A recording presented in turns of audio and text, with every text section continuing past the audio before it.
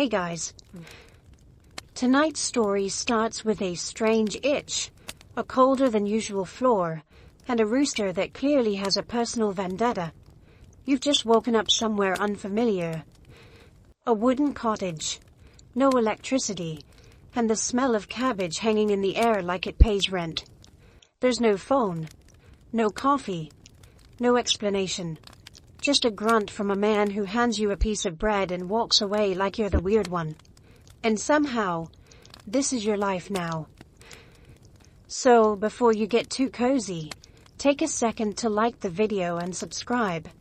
But only if you genuinely enjoy this strange little corner of quiet storytelling. And drop a comment with where you're listening from and what time it is for you. It's strangely comforting to know who else is drifting off with us around the world.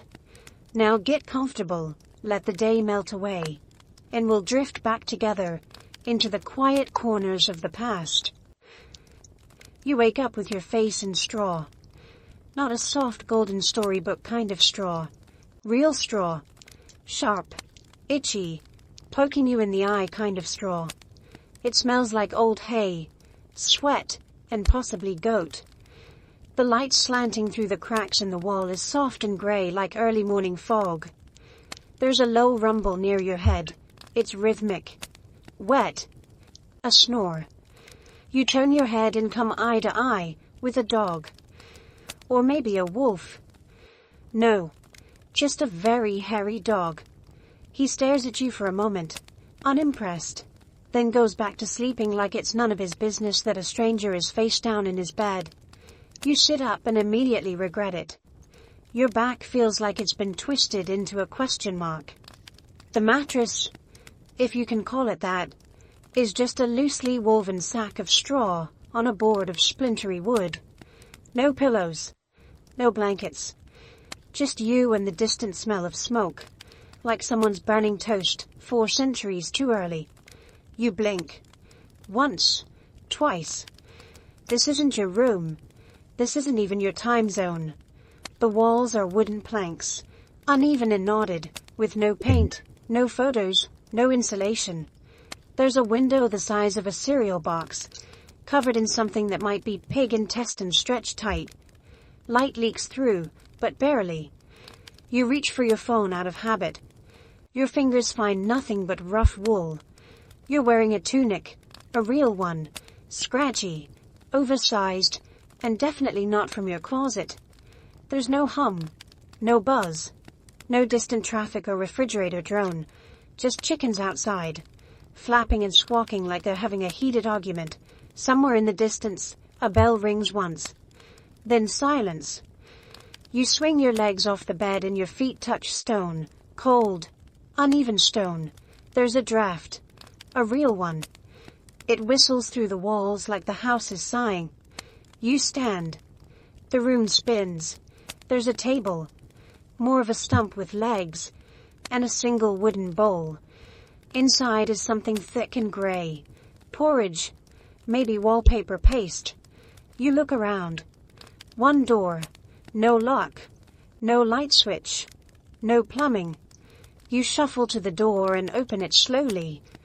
The hinges groan like they haven't moved since the plague. Outside, you're not sure what to expect. A parking lot, a hidden camera crew. Instead, you're hit with a gust of damp air and the sharp smell of animals. And people. Lots of people. You're in a village. Not a quaint one with souvenir shops and guided tours. A real one. Mud paths, thatched roofs, and a group of people all staring at you like you just landed from the moon. Which, in a way, you did. Someone shouts something in English, but it's old, twisted. Get on with you, new boy. You blink again. Who are they talking to? You? A woman with a basket walks past, gives you a look, and mutters something about sleeping through cockcrow. A child throws a turnip at a pig. The pig doesn't flinch. It's seen worse. You close the door slowly. Turn around. The dog is still asleep. You sit back down on the straw, scratch your ankle, and a small puff of dust rises. You look at your hands. They're already dirty.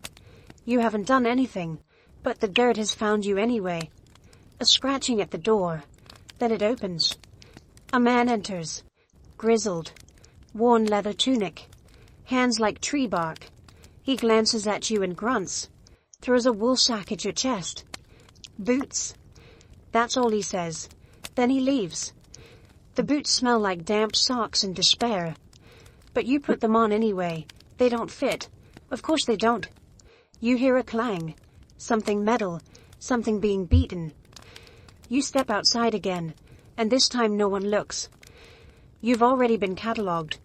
You're the new one. The strange one. The one who asked if there was Wi-Fi. A boy walks by carrying a goose under one arm like a briefcase. A man pees against a wall like it's just part of the morning routine. You notice a well. A real rope and bucket well. A woman hauls water from it with biceps that could split logs. She nods at you. It's the friendliest thing you've seen all morning. You nod back. Because what else is there to do? You're not dreaming. You're not dead. You're just here. In this place where floors are stone, beds are straw, and your spine may never forgive you. And for some reason, you're not panicking. Not yet. Just watching, breathing, wondering what comes next. You wake up again to the dog sneezing directly into your face. There's no alarm clock, just phlegm and fur.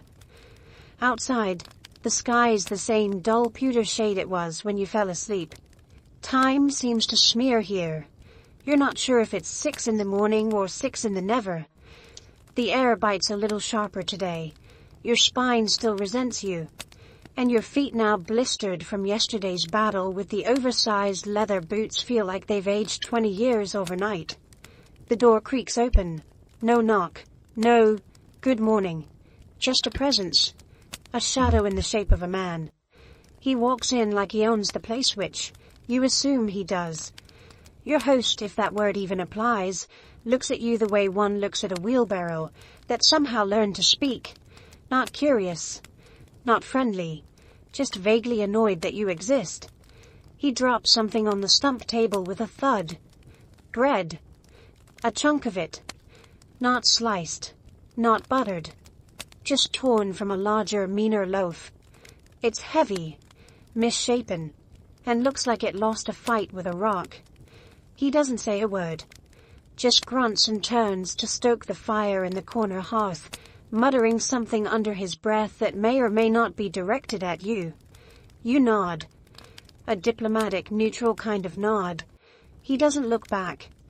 You pick up the bread. It's cold, dense, possibly older than your current predicament. You bite it anyway. Your jaw protests. This is bread that doesn't want to be eaten. This is bread that survived battles. Your teeth manage to chip off a chunk. It tastes like survival. Not good, not bad, just edible. Barely. There's no coffee. That realization hits slow and cruel. No smell of it. No mug. No ritual of pouring. You scan the room again like maybe, just maybe, there's a French press hiding under the bed. Nothing. Just ash, dust, and a pile of sticks that might be dinner or furniture. Your mouth is dry. You chew slower, not because it helps, but because there's nothing else to do. Your host finishes with the fire and sits down across from you, not at the table, on a stool that wobbles, like it's had a rough life. He pulls out a knife the length of your forearm and begins scraping something off his boot. Mud, manure, both. You decide not to ask. He doesn't seem like the small talk type. The silence isn't awkward. It's dense. Like fog. Like it belongs here. You chew. He scrapes. The dog farts softly. Eventually, he looks up. Not at you, through you. As if trying to decide what sort of creature you are. His eyes are like burnt coal. Not cruel. Not kind. Just tired. He scratches his beard, then says the first word you've heard from him that's longer than a grunt. Work. You blink. He points toward the door. After. Then gestures at the bread. You nod again, unsure what work means. Yesterday, it meant hauling buckets and nearly getting pecked to death by a chicken. Today, who knows? You imagine they might hand you a shovel and tell you to move a hill. Or a goat. You finish the bread. It doesn't finish you. That's a win. You stand. He stands. The dog stays. Outside, the village is already busy. Smoke from 10 different hearths curls into the sky. Women with baskets stride past like they've got a schedule, only they understand. Children run barefoot through the mud, laughing and yelling at pigs like it's perfectly normal behavior. Your host walks ahead, not checking if you follow. You do, because there's nowhere else to go. Your boots squelch in the muck. A chicken eyes you with deep suspicion. Somewhere, a bell tolls again. A different one this time. Lower. Slower. Everything here has its own rhythm. Its own soundscape of clatter, cough, grunt, and cluck. You pass a man urinating into a bucket like it's just part of breakfast. He nods at your host. Says something in that thick, muddy English that barely feels like English. Your host nods back. You're invisible again. That's starting to feel comforting. At the edge of the village, there's a shed. More like a shack that gave up halfway through becoming a building. Inside, tools, rakes, shovels, a two-handed saw that looks like it could sever a tree and maybe did. Your host picks up a scythe, hands you something smaller, a hoe, or a trowel, or a weapon. Hard to tell. You get the sense that today will involve dirt. Lots of it. Maybe potatoes. Maybe something worse. You sigh. Not a modern scythe dramatic kind with AirPods and emails. A real one. Tired. Resigned. Almost sacred. He looks at you one more time. This time there's almost a smirk. Not quite a smile, but close. Like he's seen something he understands. A crack in your face that says, you're beginning to accept it. The lack of noise. The lack of comfort. The way mornings here begin, with dry bread and silence. And maybe, just maybe, that silence is teaching you something. Something you didn't know you needed to hear. The bucket lands in your hands without ceremony. No instructions. No smile. Just a dented tin pail, damp on the inside, heavy with implication. Your host doesn't explain, he doesn't need to. He just nods toward the door, mutters something that might be, well, or work, or worse. Then turns his back and resumes the important business of ignoring your existence. You stare at the bucket like it might come with a manual. It doesn't. Just a faint rust ring on the bottom, and a handle that pinches your fingers when you grip it too tightly. You step outside, hoping for a sign. Any sign. Instead, you get a whiff of pig, then chicken, then something sour and wet, that you decide not to investigate further. It's early still. The village is just waking. Thatched roofs stretch beneath the yawning sky. Smoke curls upward like sleepy thoughts. People move like they've already been moving for hours. A woman walks past with a basket on her head and a baby strapped to her chest. She glances at you, then your bucket, then back at you. No words, just a short, exhausted laugh. You follow the flow of bodies toward the sound of splashing and wooden creaks. And then you see it. The well. It's taller than you expected, thicker. A stone cylinder with a wooden frame above it, and a crank that looks like it was built to outlast empires. A line's already formed. Mostly women. One boy. All with buckets like yours, though theirs don't look borrowed. A few glance at you. A couple whisper.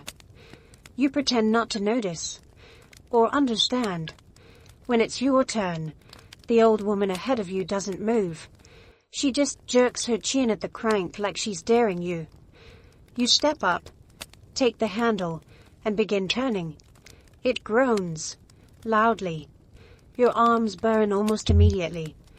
The rope fights back. Water doesn't want to be lifted. It wants to stay deep, secret, untouched. But after several rotations, the bucket rises, sloshing and swaying like it's drunk. You lift it, spill a bit, pretend you didn't, pour it into your pail. The old woman grunts, approving or disgusted you can't tell. Then she turns and walks away. Your pail is half full. You debate doing it again, but your arms have filed a complaint. So you stop. You carry the water back through the village, slowly, carefully. Every step becomes a negotiation. The handle bites your palm. The water sloshes over your boots. It's heavier than it looks. Cold too. Like it knows it's better than you. People don't get out of your way. They don't have to. You're the new one. You're the one who doesn't walk like they're used to, hauling things that matter. You return to the cottage. Your host isn't there. The door creaks. The dog lifts his head just enough to confirm you still exist, then returns to the art of sleeping. You place the pail beside the hearth like it's sacred. It's not. Within seconds it's being used. For what? You're not entirely sure. Washing, drinking, cooking, possibly all three. You sit, hoping that's enough. It's not. A second bucket is pushed into your chest. Smaller, wooden, damp in a suspicious way. This time the nod is downward, toward the back corner. There's a second door you hadn't noticed. Behind it, a tiny room, dirt floor, a stool with a hole in the center, a smell that slaps you across the face with the force of history. And now, you understand. This is not a water bucket. It's a waste bucket. The chamber pot. The medieval answer to indoor plumbing. And it's full. Not overflowing, but substantial. You pick it up, trying not to breathe through your nose. It sloshes in a way water doesn't. Thick, malevolent. You hold it as far from your body as your arms allow. Your host doesn't follow. This mission is yours alone. You walk again. This time not to the well. This time beyond the last cottage, toward the trees. You follow the scent of ammonia and despair, until you find what must be the dumping site. A pit, covered in flies. A silent testament to the human condition. You pour, carefully, slowly, trying not to imagine the splash pattern. When you return, no one congratulates you. No one claps.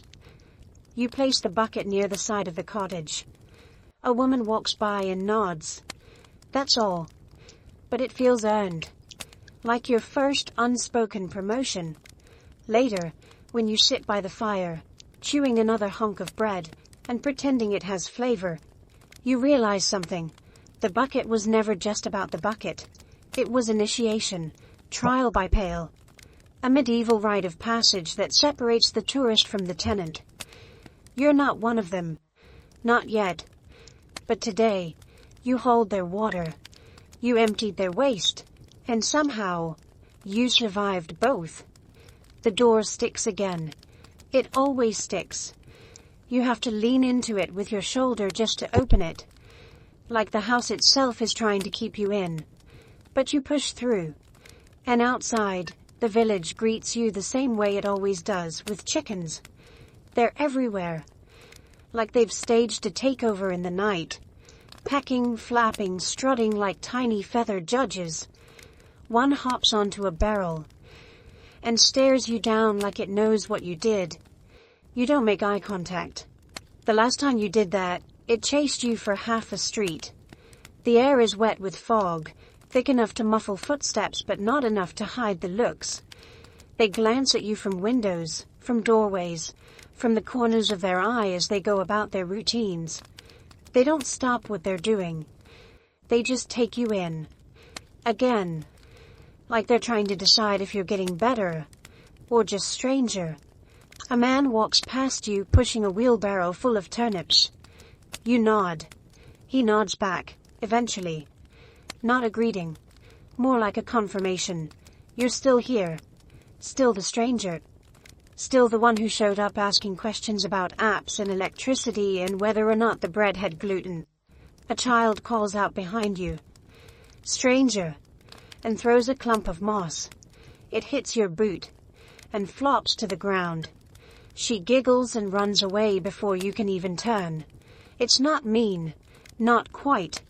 It's more like a game. You're the village novelty. The accidental mascot of confusion. Down the path, the blacksmith hammers away like he's mad at the metal. Sparks leap with every strike, lighting up his sweaty face like he's forging weapons for the end of the world. He doesn't look up. You've passed by him enough times to know he has two moods. Working and sleeping. Neither includes talking. You step around a puddle that looks deep enough to have its own ecosystem and head toward the market square. It's not a square, really. More of a muddy circle, surrounded by carts and crates and people trying to look busier than they actually are. A woman arranges leeks in a row, so straight it could be military formation. A man shouts something about eels. Another plays a lute missing 2 strings and 1 sense of rhythm. You linger near a cart stacked with apples. The vendor eyes you, then casually slides his arm between you and the produce. Not today, stranger. You move on. Someone calls out again. Oi, stranger. You still sleep in an Osric's barn. You don't know who Osric is, or if it's even a question. You just nod once and keep walking. Better to agree than explain. Explanations here don't go over well. You've tried. Once, you said you were from the future, as a joke. They made the sign of the cross, and didn't speak to you for 2 days. At the well, you watch as 2 women fill buckets and talk in fast, clumsy English that still sounds more like poetry than conversation.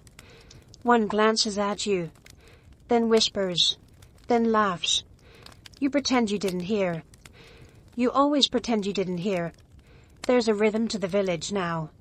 You can feel it, even if you're not part of it. You know its beat. Morning water, midday meals, afternoon repairs, sunset silence, and you, moving just behind the tempo, always half a step late, always watched. A boy walks by, leading a pig on a rope. The pig snorts at you like it remembers something personal. You try to smile. The boy doesn't return it. He just says, "Mind you don't curse the beast," then keeps walking like that was a completely normal sentence. You pass the chapel. The priest is sweeping the steps. He pauses, watches you, then says, "Stranger." Not unfriendly, not welcoming. Just a label. You wonder if he even knows your name. If anyone does, if it matters. Someone hands you a small loaf of bread. No explanation. No eye contact. Just passes it into your hands and moves on. You stare at it. It's still warm. You take a bite. Then another. It's better than yesterday's. Less rock. More dough. A quiet offering. Or maybe just a leftover. You sit on a stump near the edge of the square. Watch as the village breathes around you. Dogs bark. Children shout. Someone drops a crate and curses, in a language you almost understand. The sky starts to shift from pale to gold. Another day passing. They still call you stranger. Still glance at you like you might sprout feathers or breathe fire. But no one's run you out. No one's tried to burn you. That feels like progress. And for a second, just a small one, you realize something. They forgot you don't belong. And part of you has started to forget too. It happened before breakfast. Before you learned what the word porridge really meant. Before you understood that people here don't sip. They slurp. You were tired, still half asleep, mouth dry, brain not quite accepting that your bed is now a pile of straw, and your alarm clock is a dog with a sinus issue. You had followed your host Osric. As you finally learned his name to the village square, he grunted. You followed. That's the arrangement. He walks. You try not to get lost, or accidentally offend someone by existing too loudly. The market was buzzing, not loud, just alive. Wooden carts rolling across mud, people shouting about onions, a man selling eels out of a barrel that may or may not also be his bathtub. The air smelled like smoke and cabbage and wet wood. You saw a baker. You didn't plan to say anything, but your mouth moved before your survival instinct caught up. Do you guys have Wi-Fi? You said it under your breath, not even as a question. More like a sad joke you whispered into the world.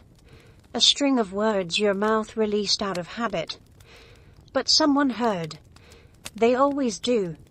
The baker froze, mid-loaf.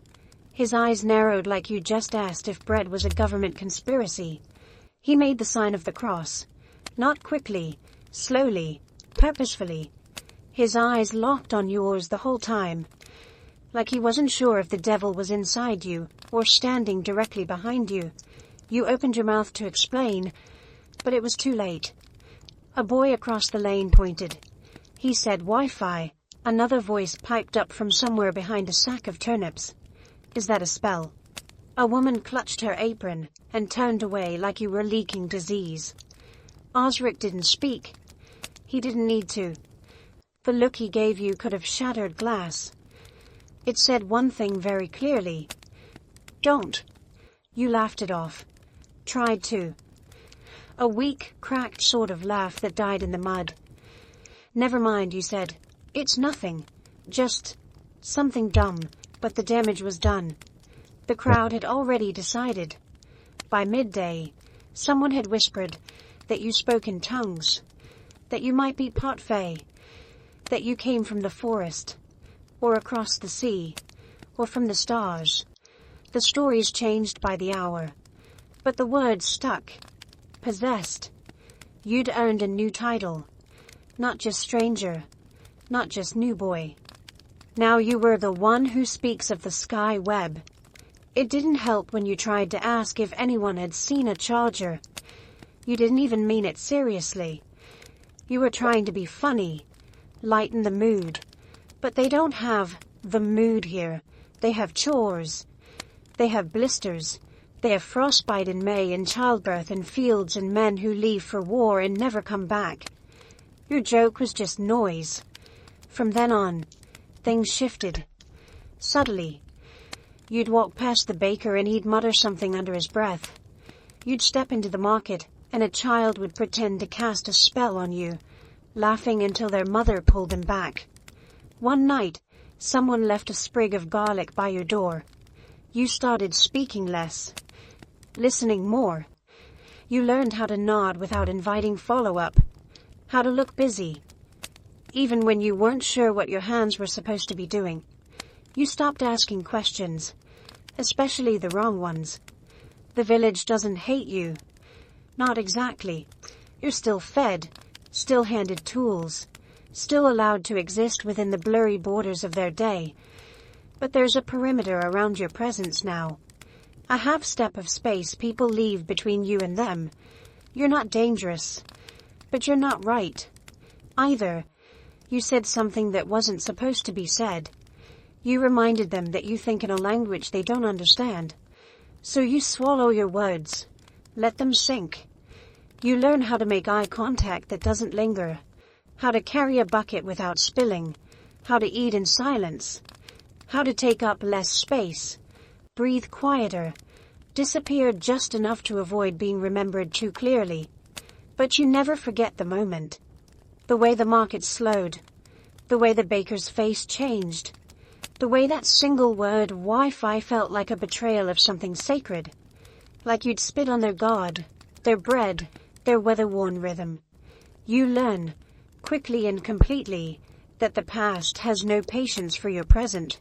You're here now, in this place, This time, where the only web is made by spiders, and no one laughs when you say something they don't understand.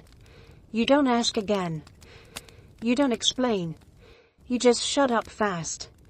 They're waiting for you, on the floor, right by the door, like someone placed them there on purpose. Two wooden shapes. Awkward, clunky, carved, like someone gave up halfway through making a chair, and decided it would be easier to just strap the failed pieces to someone's feet. Your name, well, your nickname, scratched into the side in childlike letters. New boy. No one says who left them. No one needs to. You stare at them for a long time, before touching them. They don't look dangerous, but they don't look comfortable either. You reach out. Tap one. It makes a hollow thump against the stone floor. It feels wrong to call them shoes. They're more like wearable planks. But your host nods toward them that morning, so you try. The first thing you learn is that your foot doesn't go in easily. These weren't made for feet. Not real ones. They were made for a vague idea of a foot, a medieval sketch of what toes probably looked like. You shove, twist, curse, under your breath. Finally, with enough force to sprain logic, you get both feet in. There's no left or right, just pain. You take a step. The noise is immediate. A clomp. Then another. You sound like a haunted wardrobe dragging itself through a hallway. The dog opens one eye. You take another step. Your ankle rolls. Your knee screams. You make it 3 paces before you stub your toe on the doorframe, which is impressive, since your toe is now protected by what might as well be a wooden brick. You walk outside, one slow step at a time. The chickens scatter. You feel taller. Not in a good way. More like you're balancing on a pile of regrets. Children point. One claps. Another mimics your gait, exaggerated and loud. You want to laugh. You almost do. But the blister forming on your heel starts whispering threats, and you go quiet again. You miss sneakers. You miss arch support. You miss the quiet glide of rubber soles, and the soft give of fabric. But most of all, you miss socks. The way they used to cradle your feet, like tiny woolen apologies. Now your toes rub against the wood, like 2 enemies stuck in the same prison cell. By mid-morning, you've developed a limp. Not dramatic. Just enough that every 3rd step looks like you're reconsidering all your life choices. You try walking on the balls of your feet, then the sides. Then you just surrender, and start dragging your legs like you're being punished for something. The blacksmith sees you hobbling by, doesn't say a word, just shakes his head once. Deeply disappointed in your existence. A woman selling leeks clicks her tongue. You walk like a man who owes the road money. You don't respond. You just try not to fall into another puddle. Work today involves carrying logs. You're not told where to carry them to. Just handed one, and pointed vaguely toward the west. The log is heavier than your pride, and shaped like regret. Your wooden shoes catch on every root, every stone, every slight change in elevation. You trip twice. On the 3rd stumble, you fall forward. Not far, just enough to get a mouthful of moss, and the sudden awareness that yes, you can sprain your dignity. You look up from the ground. No one offers a hand. A boy laughs and walks past, balancing his own log on one shoulder, like it's nothing more than a feather with ambition. You push yourself up, adjust your shoes. One is already starting to crack on the side. You wonder if it's symbolic. You wonder if everything here is. Later, at the stream, you try to wash your feet. Getting the shoes off is harder than getting them on. You pry, yank. Eventually remove them with a noise that sounds like betrayal. Your heels are red. Your toes, bruised. You consider just walking into the water and floating away. Becoming a myth. A warning tale the villagers tell their children. Don't ask about Wi-Fi, or you'll become the river ghost. But you don't. You dry your feet on a patch of grass, slide the shoes back on, and walk slowly back toward the village. You sit outside the cottage that evening, legs stretched out, shoes in front of you like conquered beasts. The sunset is kind, gold spilling across the sky, softening the edges of the world. Someone walks past and nods at you. Not a greeting, more like acknowledgement. Like they've seen the limp, the effort, the endurance. You don't belong yet, but you wore the shoes. You survived the walk. You didn't quit. And maybe, just maybe, that counts for something here. It hits you in waves. Not suddenly. Not like stepping into a room where something's gone wrong. More like being slowly lowered into a bucket of smell. One day, it's a hint of damp wool. The next, wet hay. Then body odor, fermented by sun, and sealed in by layers of unwashed tunic. Eventually, it's everything. All at once. Earth, animal, smoke, salt, and something human that no modern word quite captures. You wake to it. You sleep in it. It crawls into your clothes, clings to your skin, lives in your hair. You've stopped noticing when you breathe through your mouth. It's just instinct now. A quiet surrender. No one else reacts. That's the strangest part. No one flinches when the butcher walks by smelling like spoiled soup and blood-soaked leather. No one comments when the old man on the bench smells like he's been pickled in sweat and onions. A woman lifts her arms to hang laundry and unleashes a storm front of armpit, and people just nod politely, like it's weather. Here, it is. Soap exists, but you don't see much of it. When you asked about it once, someone handed you a lump that looked like it had been chipped off a barn wall. You tried it. It smelled like ashes and fear. It disintegrated in the cold stream like it had unfinished business elsewhere. After that, you stopped asking. Bathing is more rumor than ritual.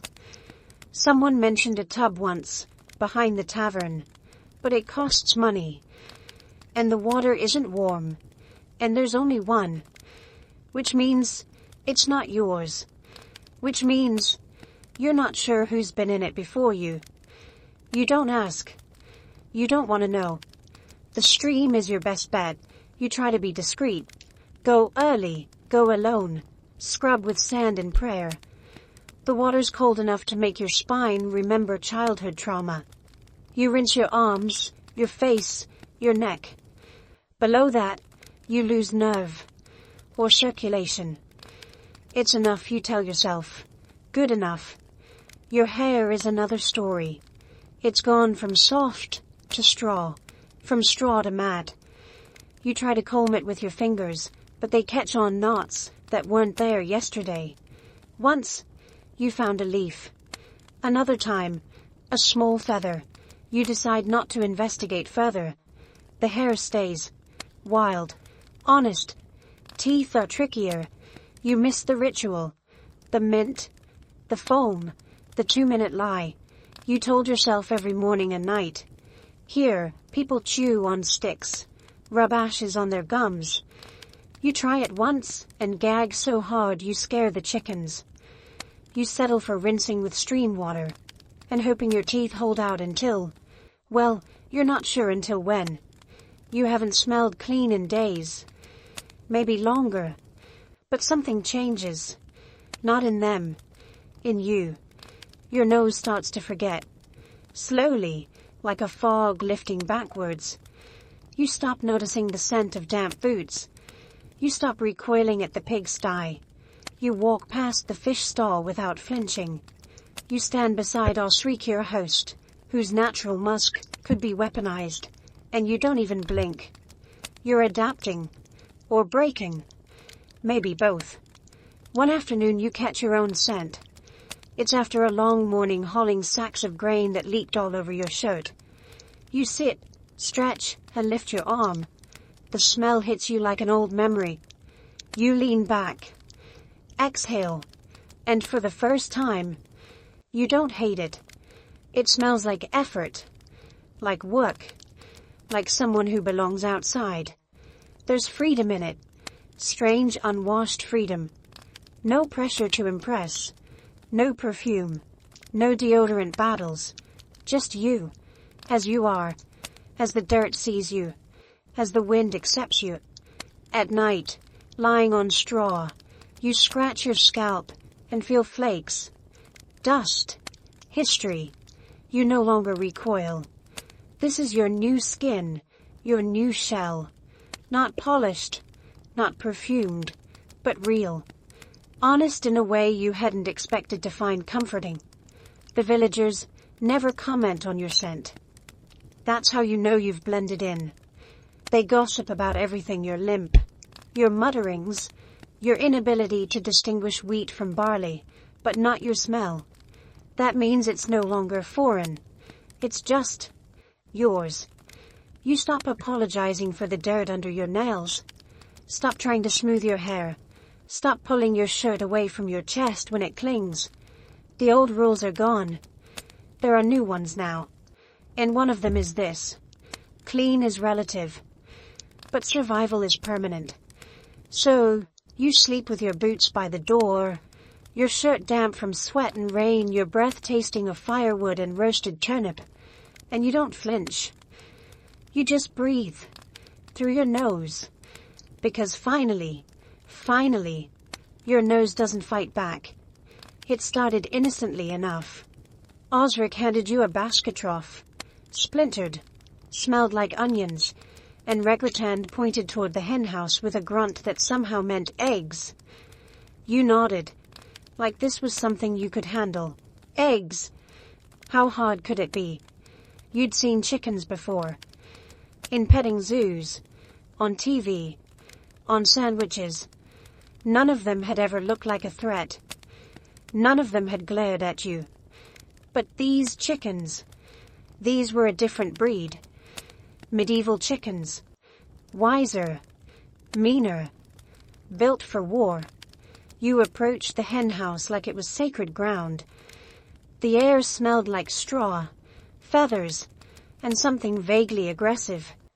There were no instructions, no guide. Just the basket in your hand and a vague memory of cartoons where farmers whistled and chickens just complied. You crouched, reached under the first hen, and she allowed it. Warm, feathery cooperation.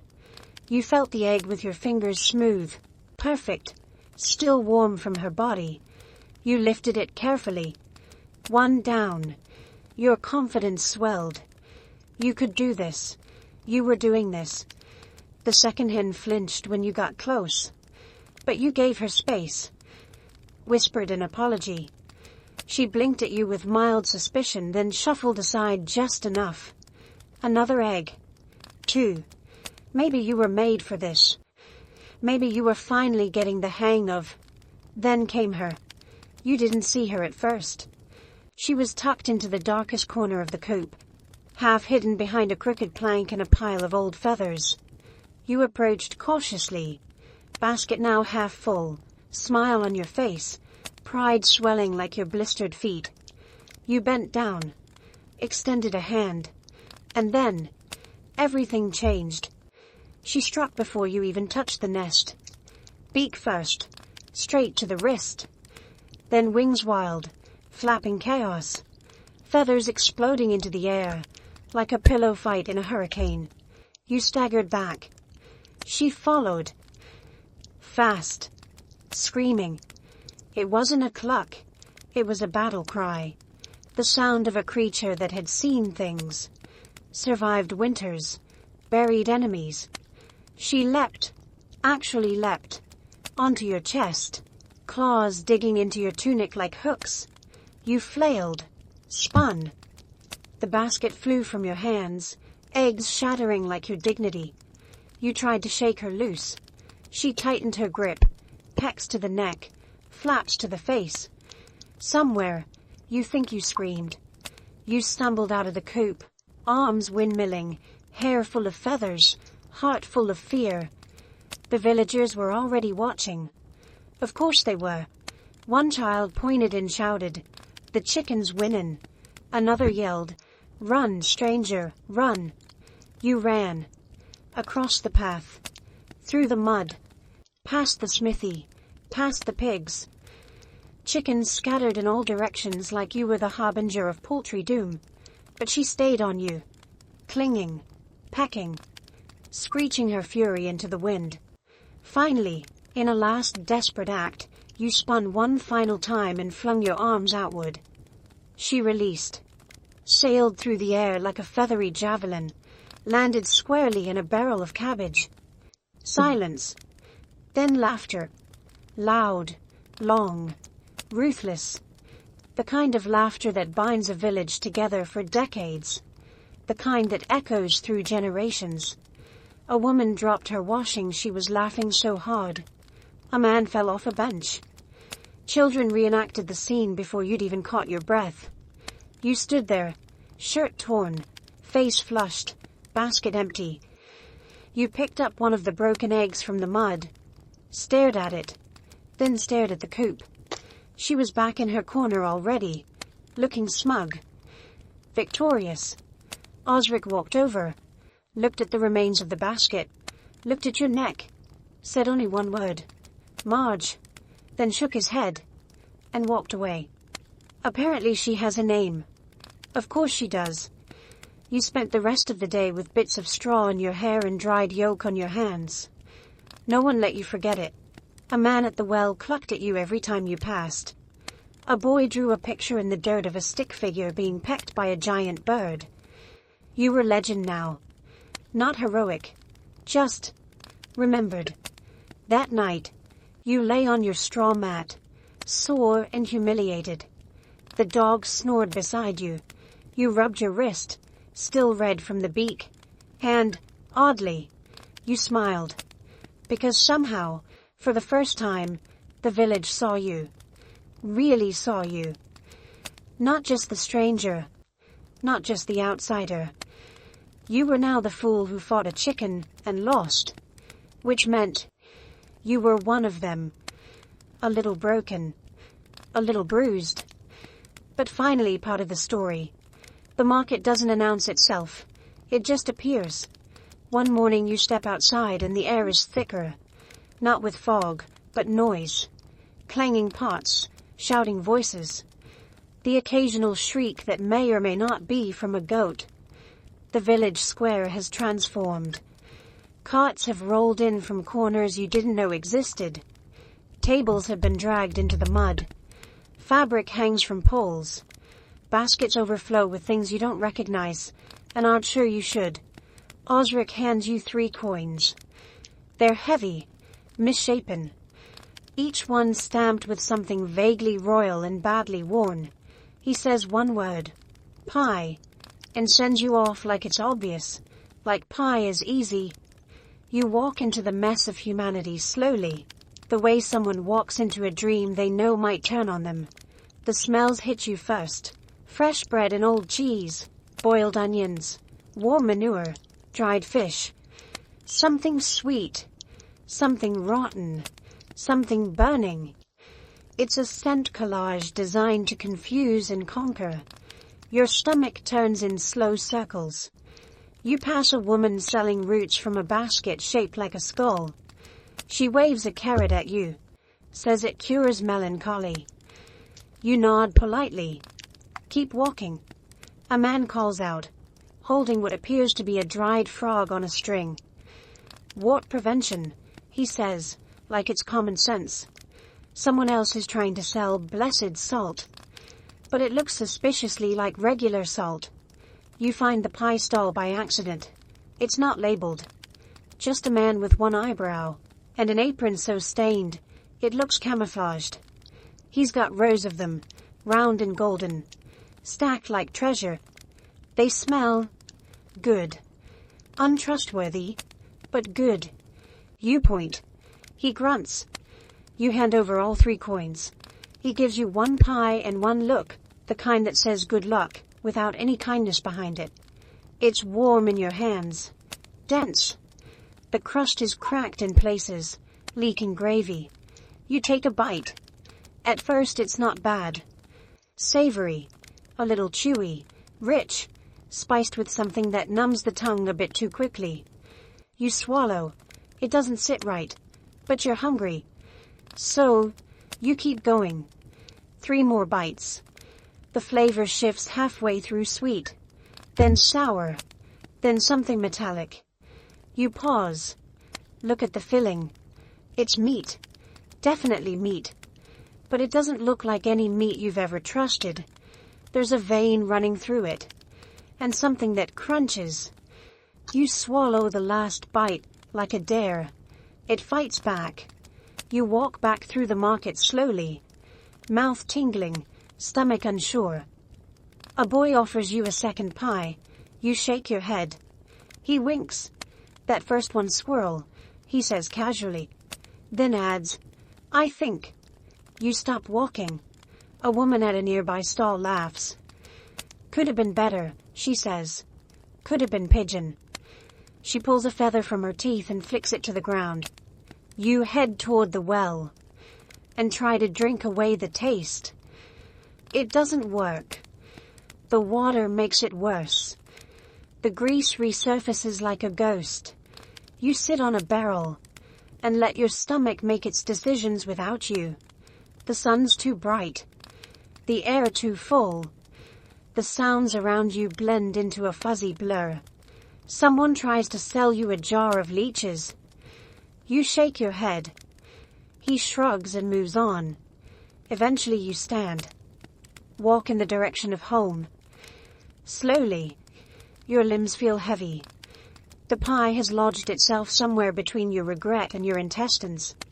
You pass a pig that looks at you with deep, personal sympathy. At the edge of the square, Osric is waiting. Arms crossed. No expression.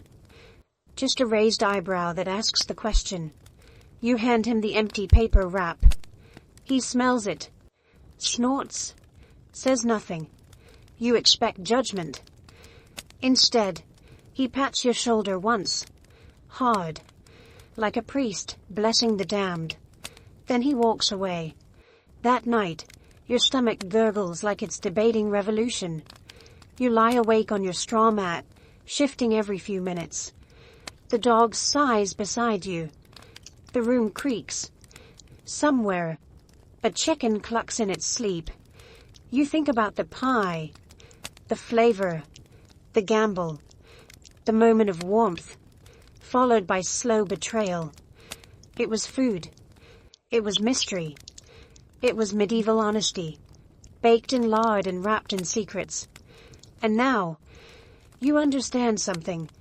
Here, food isn't comfort. It's survival. It's whatever's available. Whatever didn't escape fast enough. Whatever someone was willing to chop, boil, and stuff into pastry. Flavor comes second. Trust isn't part of the recipe. You curl up tighter. Try not to breathe too deeply.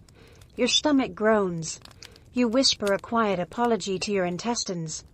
And for the first time since arriving, you feel like you've truly eaten like one of them. Consequences. And all. It begins with a sound. Low, distant, and far too serious for the morning you were having. One moment you're crouched by the stream, trying to scrub yesterday's pie regret off your tunic with a mossy rock, and the next clang a deep, thunderous ring splits the air like judgment itself. You freeze. The bell tolls again. Then again. You count, but lose track after 6 or 7. It doesn't matter. You look up, and the village has already changed. People stop, mid-step. Conversations die, mid-sentence. A woman drops a bundle of sticks, and makes the sign of the cross, before hurrying toward the chapel. Children stop chasing each other, and fall into line behind their parents. Even the dog you've been secretly feeding meat scraps to sits and whines at the sky like he knows something's coming. Osric doesn't look at you. He just nods in the direction of the chapel like a man resigned to fate. You follow, unsure of the rules, but sure that not following them will be worse. The chapel isn't large. More like a stone box with a wooden door and a single stained glass window that's more brown than colored. It smells like old paper and older air. Inside it's dim, cold. You can see your breath. The villagers file in without a word, like they're all part of the same quiet machinery. You try to copy them. Step where they step. Sit where they sit. Kneel where they kneel.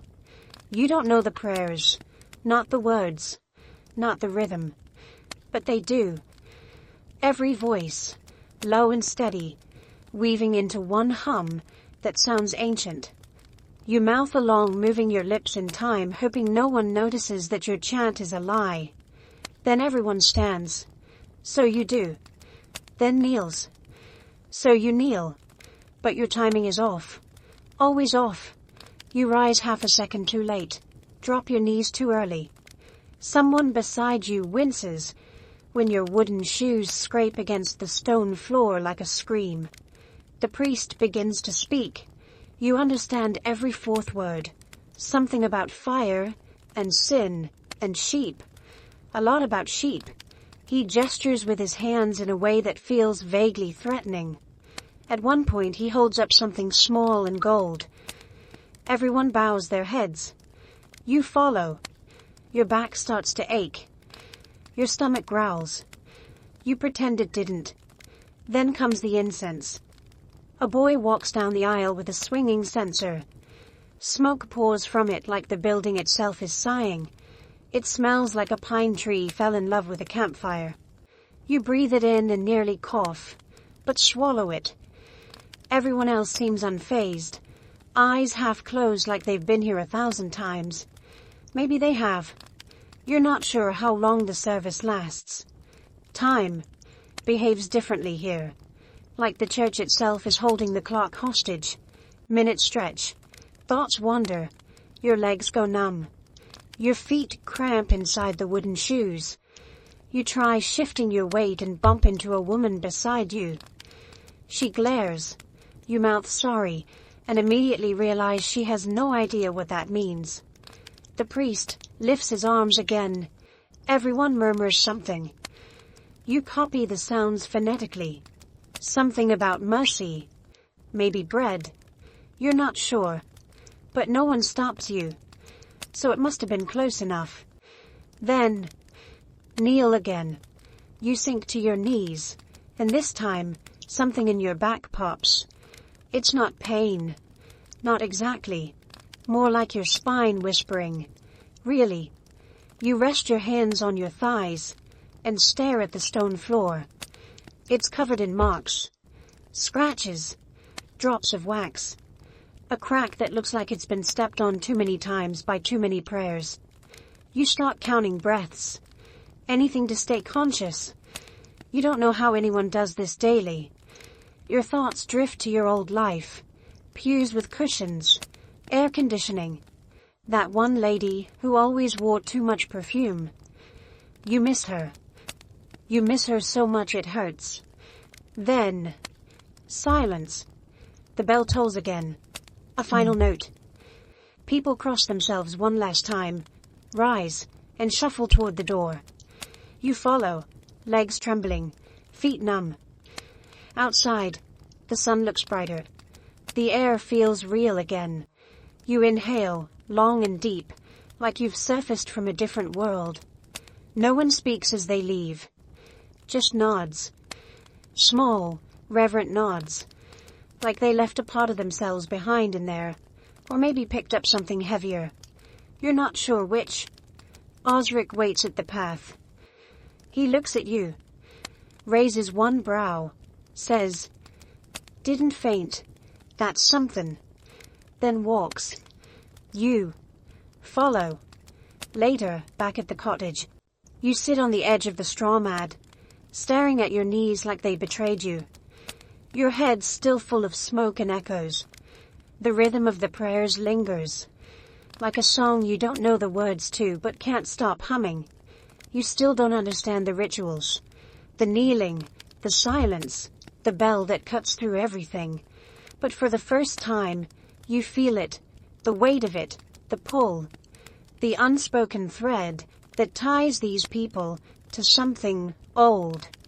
You were faking it. Badly. But somehow, the chapel let you stay. You were told it was an important job. Vital even. Good for the earth, they said. Necessary for the fields. Osric handed you a shovel that looked like it had survived 3 wars, and pointed toward a low wooden pen behind the cottage. The smell hit you before you reached it. Not a sharp, sudden stench, but a deep, ancient reek. The kind that feels alive. You tried not to breathe. It didn't help. The pigs watched you, judging. The cow ignored you completely, which felt worse, like you didn't even register as a threat or a presence. You stood at the edge of the pen, boots half sinking into mud that may or may not have been just mud. You looked at the shovel, then at the ground, then at your own hands. None of them wanted to cooperate. But this was your job now. You learned quickly that there's a difference between moving manure and shoveling it. Moving it implies progress, purpose. Shoveling it is just surviving a scoop at a time, with no promise that it will ever end. You find a rhythm. Lift, dump, shift. Lift, dump, shift. You try breathing through your mouth, but it just changes the flavor of the air. Your hands blister by midday.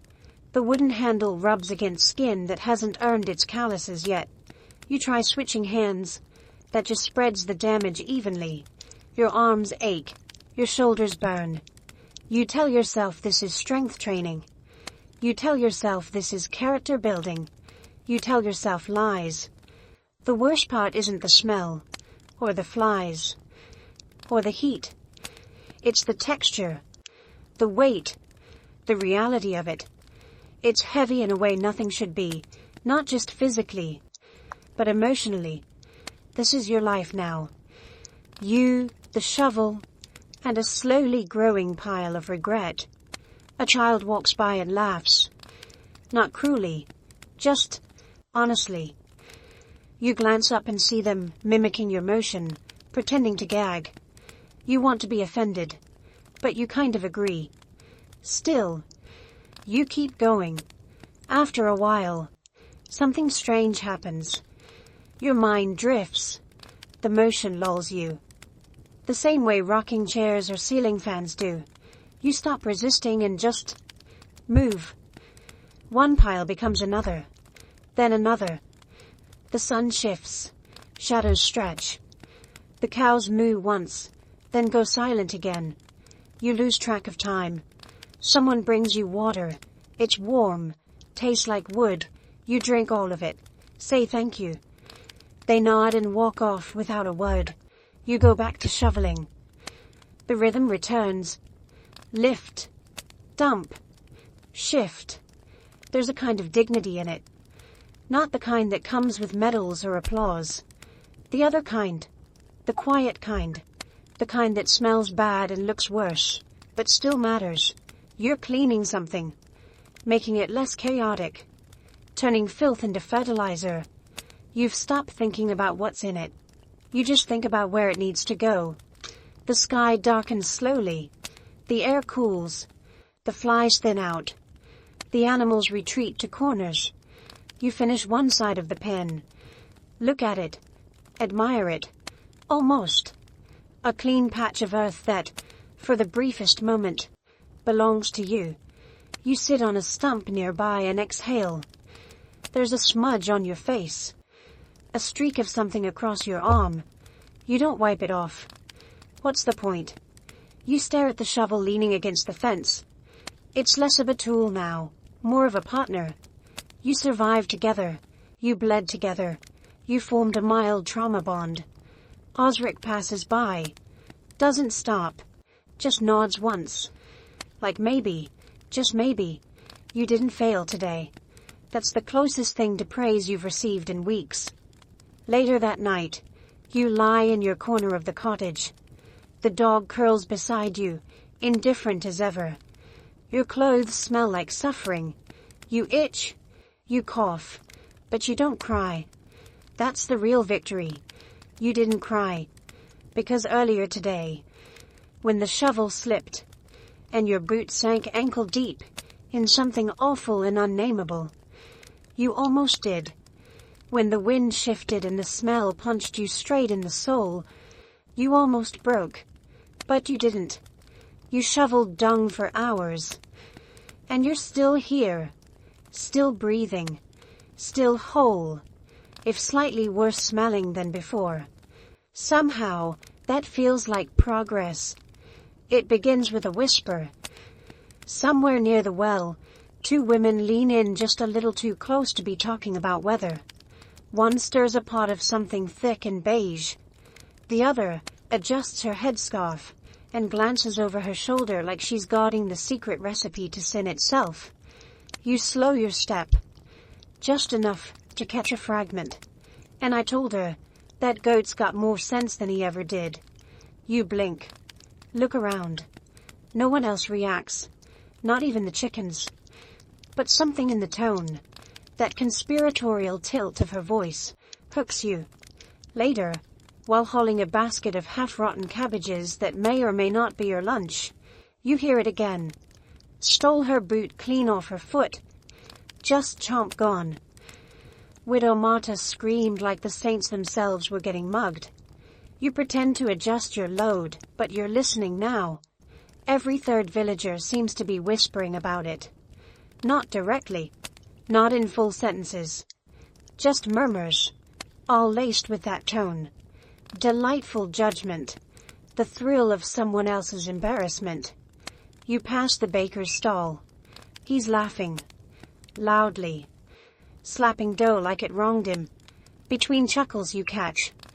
I told her, don't wear leather near Edgar, unless you want to lose it. Edgar. A goat. Of course it's a goat. By noon you've pieced together the basics. Widow Marta sharp-tongued, always in black, rumored to have buried 3 husbands, and possibly one tax collector lost her right boot to a goat named Edgar. Not just any goat.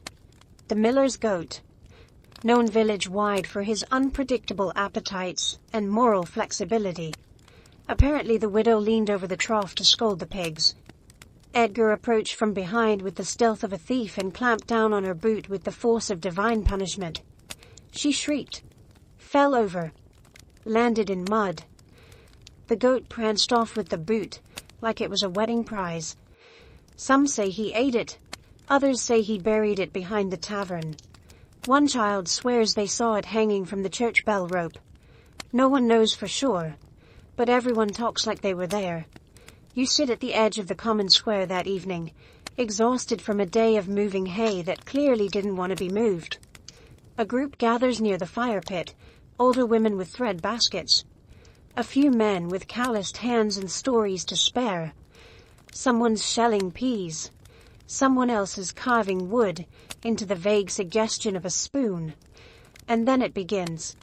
I heard she tried to chase him. Slipped. Cursed loud enough to wake the Blessed Mother herself. Gasps. Laughter.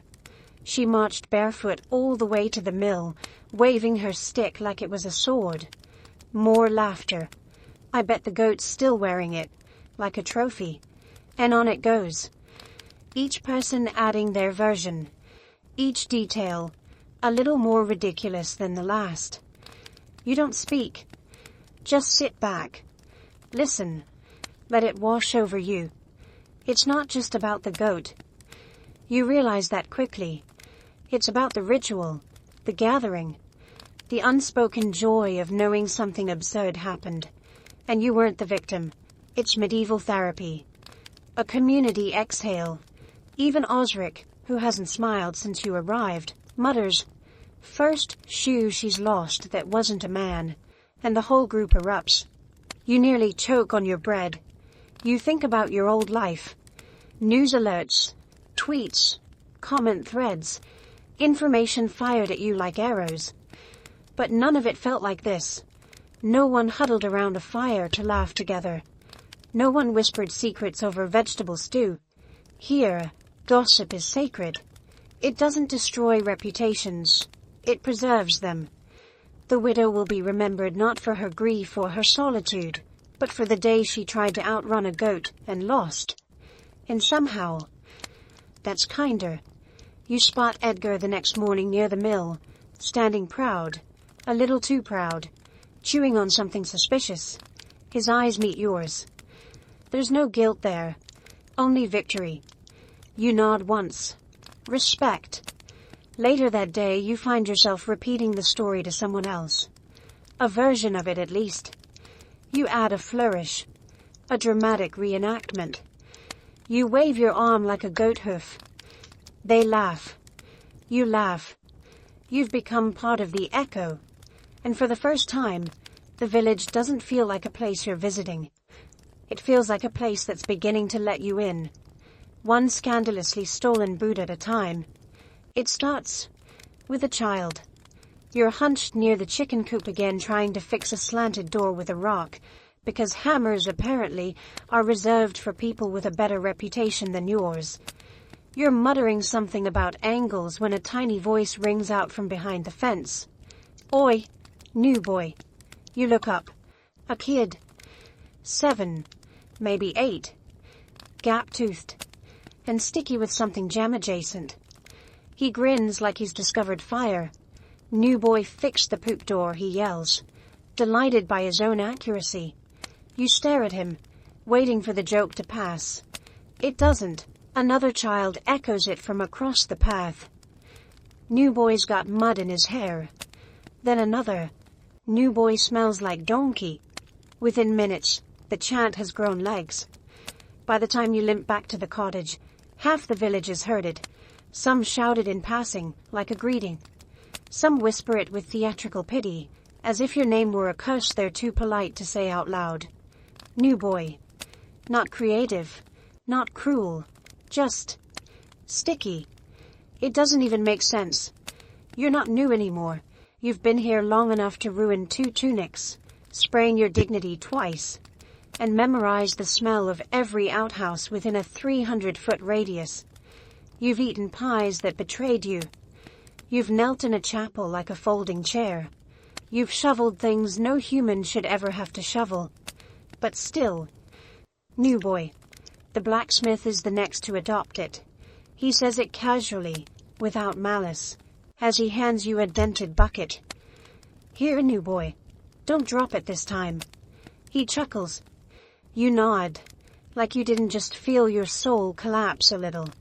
At the bakery, the old woman with hands like wrinkled bread calls out, Morning, new boy. Try not to burn your fingers today. You hadn't even touched anything yet. Somehow she knew. Even the goat joins in. Edgar, still proud from his boot-stealing glory, gives you a hard stare when you pass. He doesn't speak, obviously, but if he could, you know he'd bleed it. New boy. With smugness. You try to shake it, correct someone once. Actually, it's... But they wave you off mid-sentence. Right, new boy. Eventually, you stop fighting it. Names are strange here. No one asks for yours. They assign one, based on a trait, a habit. A moment you thought no one noticed. There's a man called Three Tooth, and a woman called Brambles. No one questions it. The names grow roots. They become part of the soil. One evening, as you help Osric stack firewood, he finally says it, quietly, like a verdict. You're holding that wrong, new boy. Then he grunts, adjusts the log, and says nothing else. It's the first time he's spoken to you in hours, maybe days. You nod. Say nothing. Stack the next log better. At night, you lie on your mat and listen to the cottage breathe Osric's snore, the dog's twitchy dreams, the wind through gaps in the walls. Your back aches, your fingers sting, but the name echoes louder than all of it. New boy. It shouldn't matter. It's just a word, a sound, but it lodges itself behind your ribs and hums. It means you don't belong yet. Not fully. Not really. You're tolerated. Not trusted. Present, but peripheral. A guest in a house where even the mice have seniority. You think about your real name. The one from before. The one no one here has said out loud. It feels soft now, distant, like a jacket left behind on a chair you're not allowed to return to. You try whispering it to yourself once. It sounds foreign, decorative, like something that wouldn't survive here. And yet, new boy's easy. It fits, in a way. Not tight, not right, but familiar. Like a pair of boots, a size too big, that you're learning to walk in. The kids chant it again the next day, as you carry a sack of onions through the square. One of them runs up, taps your arm and bolts. New boy's it, he yells. Suddenly, you're in a game you didn't agree to. You chase. You catch. You laugh. That night, one of the older men at the fire calls out, "New boy, you playin' cards or just sittin' pretty? You play. You lose. They let you stay anyway." And that's the shift. Somewhere between mockery and familiarity, the name loses its sting, becomes something else. Not affection, not yet, but a placeholder, a hand reaching out. Not quite touching, but not pushing away either. So you let them say it, let it echo, let it grow. Because here, being named, is the first step toward being seen, and being seen even badly's better than being invisible. You weren't invited. No one said, "Come to the tavern, new boy." But when the sun dipped low and the cold set in like it meant business, you followed the crowd without thinking. Feet sore, shoulders aching, clothes stiff with dirt and old regret. And there it was, wooden, crooked, humming with voices, the tavern. It leans slightly to the left. The door creaks like it's complaining. The floor slopes just enough to make standing feel like a sport. Candles drip onto warped tables. The air smells like wood smoke, onions, and something fermenting in a barrel that probably lost its dignity a decade ago. Inside, it's loud, but not chaotic. Familiar loud. Boots shuffle. Tankards clink. Someone plays a stringed instrument that's either broken or just misunderstood. No one looks at you too long, which is how you know you're slowly becoming part of the background. A chair with legs, a body with a shovel story. Osric nods toward a bench. That's as close as you get to a welcome. You sit. A mug slides your way, no explanation, no toast. Just warm, brownish liquid that sloshes like it's trying to escape. You take a sip. And it is, without exaggeration, the saddest beer you have ever tasted. It's warm, flat, somehow both thin and sticky, like bread water. Or someone tried to remember what beer tasted like and got bored halfway through. You pause, blink, take another sip just to be sure. Yep, still sad, still beerish. But no one complains. They drink it like it's nectar. One man downs his in one gulp and slams the cup with the reverence of a holy rite. Across from you, a man named Oswin clears his throat. No one introduced him. He introduced himself, just by being louder than everyone else. His beard is wild, his tunic stained, his hands constantly moving, waving, gesturing, performing. You know, he begins, as if picking up a thought he's been rehearsing all week. Turnips weren't always round. You blink. He leans closer. Not always. Used to be long, like a carrot, but fatter. Not good for stew, too awkward. One fella Branrick tried to shave his down with a knife. Slipped. Lost a toe. You take another sip of melancholy beer and nod. Oswin continues. Well, that toe went bad. Real bad. But his wife, she cooked the turnip anyway. Claimed it cured his fever. Maybe it did, maybe it didn't. But ever since, Branrick only grew round ones. Said they behaved better. You look around. No one stops him. No one interrupts. They've heard this story, or one like it, and they're letting it live its life. Oswin goes on. The thing is, those round turnips caught on. Everyone started copying. Whole region changed shape because one man got unlucky with a knife. And now, to this day, he taps the table like a scholar finishing a thesis. That's why we stew 'em that way. You take another sip. You're not sure if the story made sense, or if it needed to. Later, someone sings. Badly. A ballad about a cow that ran away. People join in. Oswin slaps the table in rhythm. The chorus has no real words, just vowels shouted at roughly the same time. You pretend to know it. They pretend not to notice. The sad beer keeps flowing. It never improves. But after a while, it doesn't matter. You're not drinking it for the taste. You're drinking it because it's there, because the room is warm, because for the first time all day, your hands aren't working or carrying or shoveling. They're just holding something. Resting. Osric doesn't speak much, but he refills your cup once, which is something. At some point you realize your cheeks hurt from smiling, not frostbite. Someone tells a joke you barely understand, but you laugh anyway. Not to fit in. Just because it feels good to move sound through your body. And Oswin, still going, saw a turnip once with a face in it. Looked like my uncle. Swear to the saints. I refused to eat it. Gave it a name, kept it on the shelf till it rotted. Whole cottage smelled like wisdom and shame. Eventually, the fire burns low. People trickle out in pairs, in silence. Oswin dozes in a corner mid-sentence. Osric grunts, stands. You follow. Back in the cottage the air is colder. But something's changed. Not outside. Not even in the room. Just you. You survived the tavern. The beer.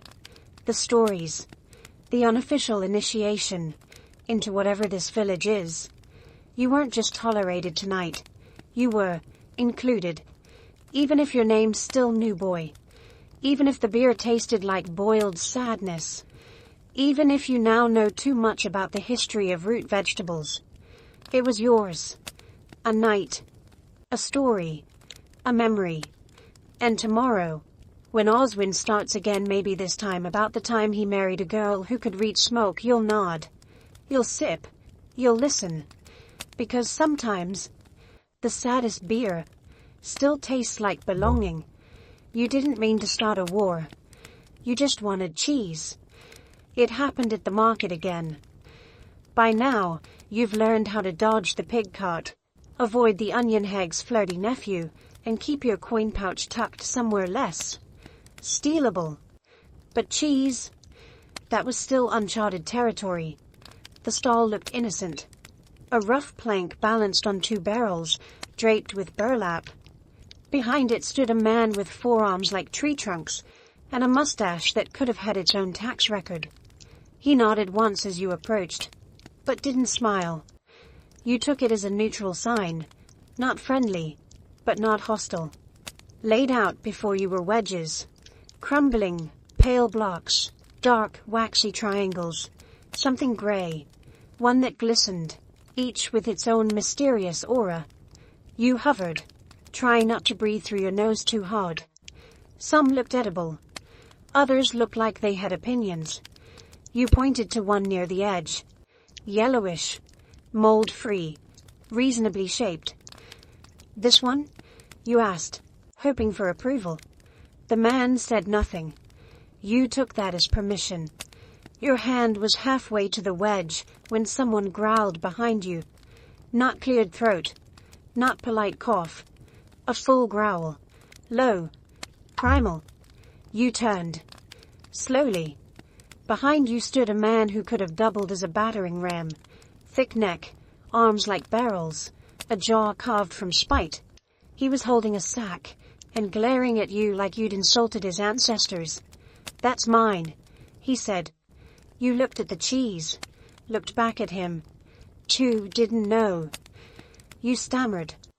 I thought. He took one step forward. The earth didn't shake, but it flinched. From somewhere beneath his cloak, he pulled a dagger. Not a fancy one, just sharp, well used, honest in its intentions. You froze. He didn't raise it, just held it at his side, like a punctuation mark. The cheese seller stayed silent. Not helpful, just mildly entertained. You looked around. No one intervened. A woman across the lane started selling apples louder. Two boys perched on a cartwheel whispered eagerly. One of them mouthed, "Fight." You held up both hands. "I swear," you said, voice cracking slightly, "I didn't know it was yours. You have every right, full rights. I don't even like cheese. I'm lactose suspicious. Please." There was a beat. Then the man Cheese Mountain, you privately labeled him, grunted. Loudly, like a bear making a decision. He stepped forward again, snatched the wedge from the table, held it to his nose, sniffed hard, then glared at you with renewed intensity. "This one's mine," he repeated. "Just in case your fear had made you forget." "Of course." You nodded. Naturally. He tucked the cheese into his sack, slowly sheathed the dagger, and walked off. You didn't exhale until he disappeared around the fish cart. The stall keeper finally looked at you, smirked. "Lucky," he said. You stared at him. He dueled a guy last month. Same mistake. Left-handed now. You looked down at your hands. Both still yours. You flexed them out of gratitude. You got anything less controversial? You asked. He reached behind the barrels, pulled out a smaller wedge. Misshapen. Cracked. "Goat," he said. "Nobody fights over goat." You nodded. Took it. Paid too much. Didn't argue. Later, sitting on the edge of the stream, you nibbled the goat cheese.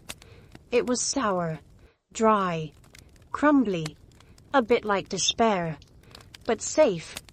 Osric joined you halfway through, sat beside you without speaking, looked at your cheese. "Goat," he muttered. "Bold." You told him the story. Short version. Left out the part where your voice squeaked and your legs almost betrayed you. He grunted once. The closest he comes to a laugh. "Next time," he said, "watch for the wax seal." "What seal?" He picked a piece of straw from his sleeve.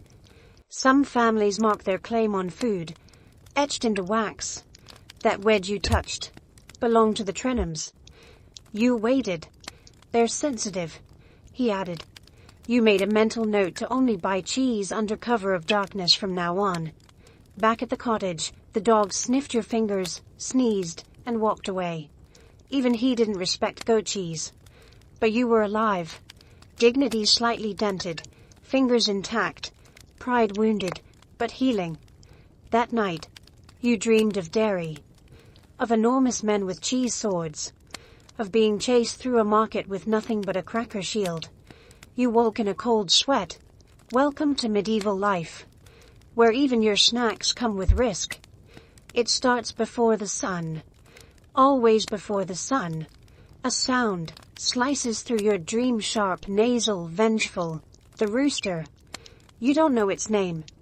You're not sure it has one.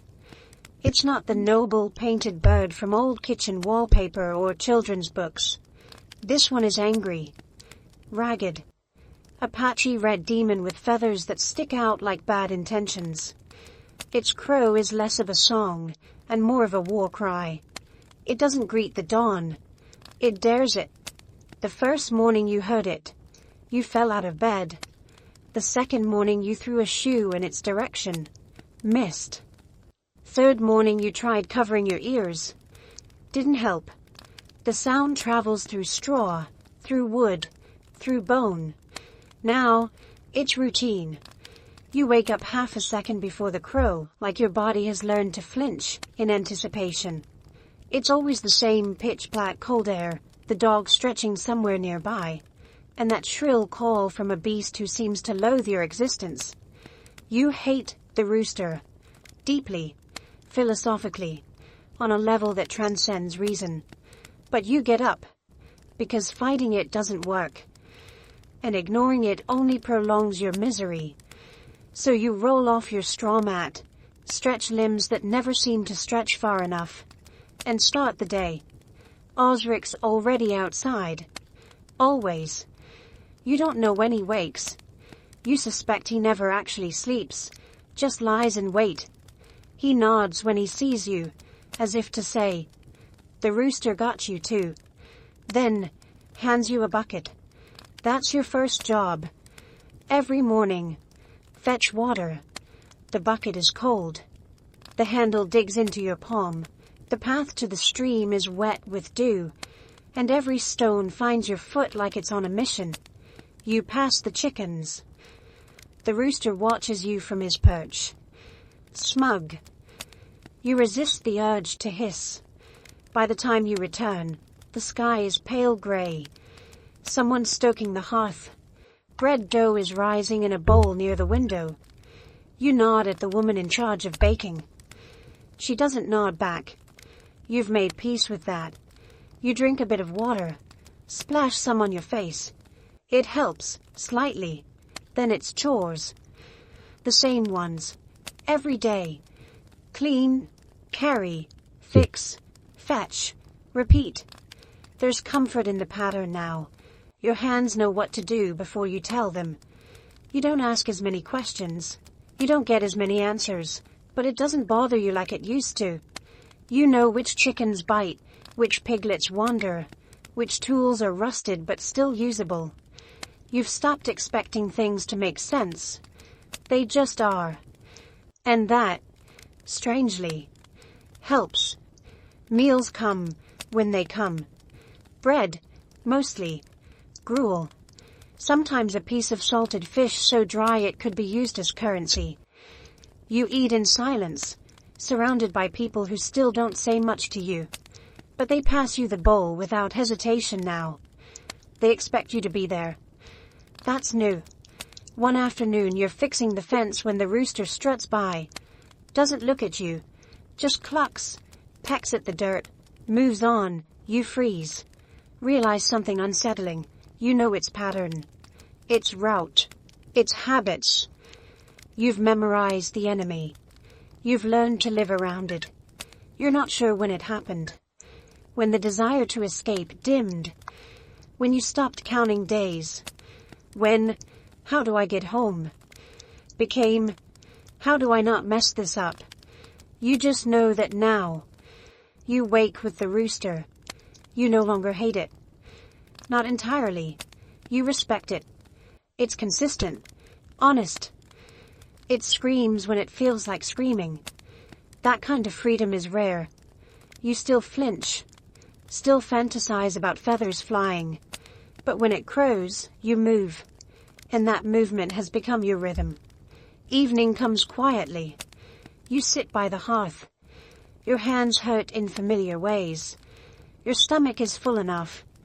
You smell of sweat, hay, and faintly of goat cheese. Someone's telling a story about a man who tried to grow onions in winter. You listen. You even laugh. Outside, the rooster settles into his roost. You hear a rustle, a sleepy cluck. You nod once in his direction. A silent truce. Because tomorrow, before the sun even considers rising, he'll scream again. And you'll rise. Not because you want to, but because that's what you do now. You never cared much about cabbage.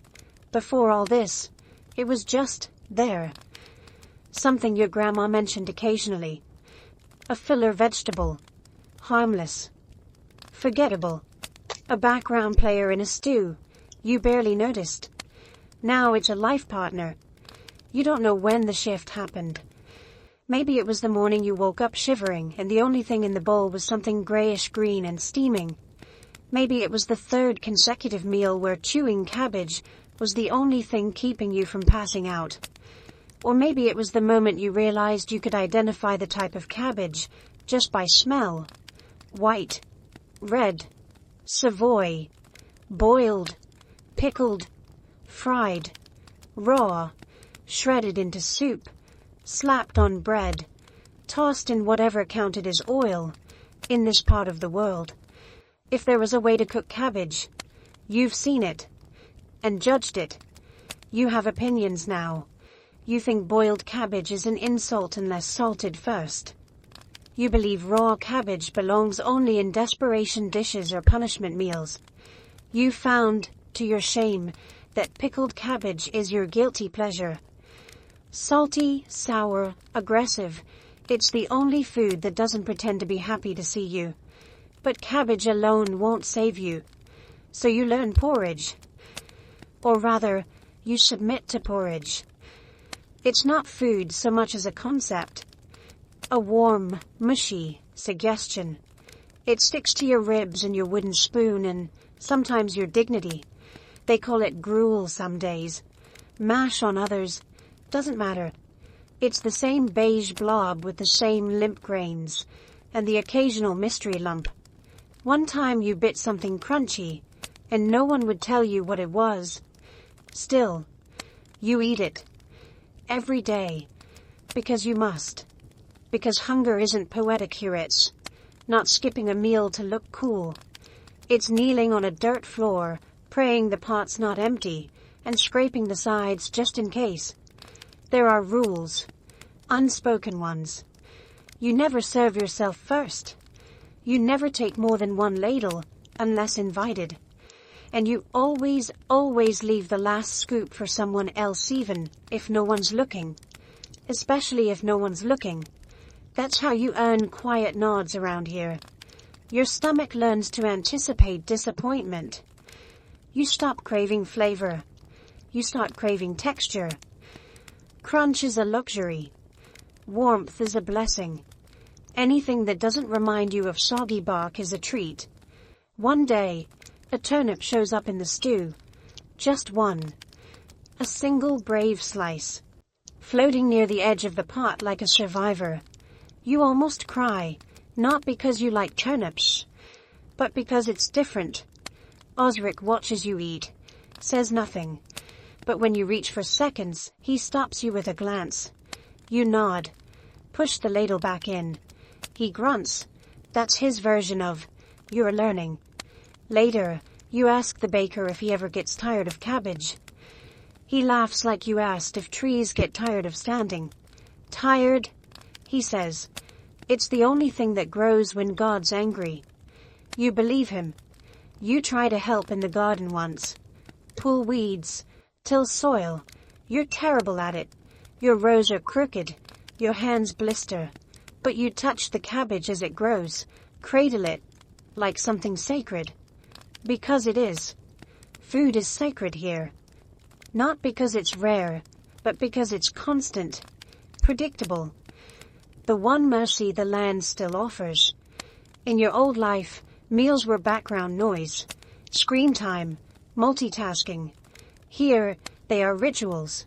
Porridge in the morning, cabbage soup at noon, a crust of bread by firelight if you're lucky. And on feast days, well, you haven't seen one yet. But the whispers make it sound like meat might exist again someday.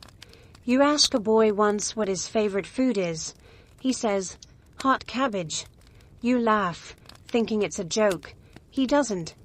Now, when you're hungry, you don't think about pizza, or pancakes, or anything covered in cheese.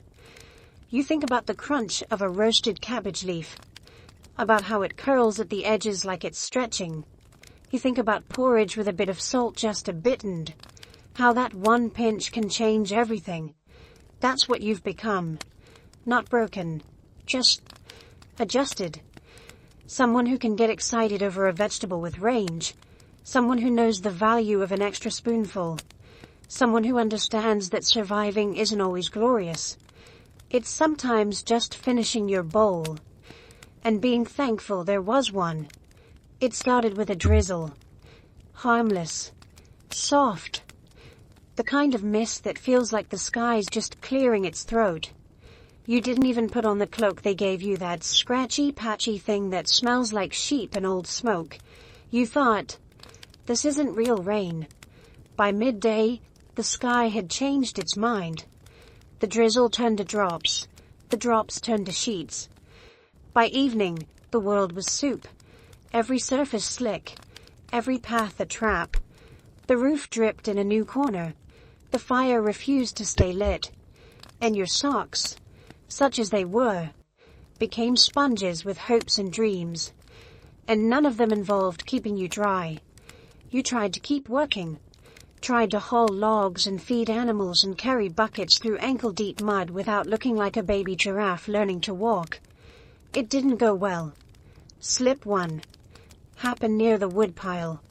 A casual step. One boot sank. The other didn't. You tilted, flailed, landed flat. Your spine met earth. Mud up your back. The dog watched, unimpressed. Slip 2 was more dramatic. You were carrying a basket of laundry toward the cottage. Osric's shirts mostly, all of them seemingly made from lead and sorrow when the ground shifted. Not visibly, not scientifically. Just enough to remind you who was in charge. You fell sideways. Laundry flew. A pair of woolen underthings landed on your face. You didn't scream. You just paused. By day 2, your knees had given up. Your hands stayed raw. Your will to live was dripping somewhere near the pig pen. It kept raining, morning to night. The kind of rain that soaks through you, through fabric, through skin, through spirit. It drummed on the roof like mockery. It filled the bucket faster than you could empty it. It made everything you owned smell like despair and mildew. Slip 3 was public, in front of the baker. You landed on your side like a sack of defeated potatoes. He didn't laugh, just handed you a half-burnt roll and said, "Eat. You look like you need to chew something." Slip 4 was near the well. You caught yourself on a rope, nearly dislocated something. Still had to draw water after. Slip 5 was the one that broke you. Not because it hurt, not because it was dramatic. Just because you were so tired of trying not to fall. You were walking to the barn, nothing heavy in your hands. No danger, no audience. Just you and the mud and the soft, insistent drizzle that never quite stopped. Your foot slid. Your arms flailed. You landed hard face down. The sound it made was wet and personal. You didn't get up. Not right away. You stayed there. Let the rain pat your back like an old friend. Let the mud press into your sleeves, your collar, your teeth, and you cried. Not loudly, not dramatically. Just enough.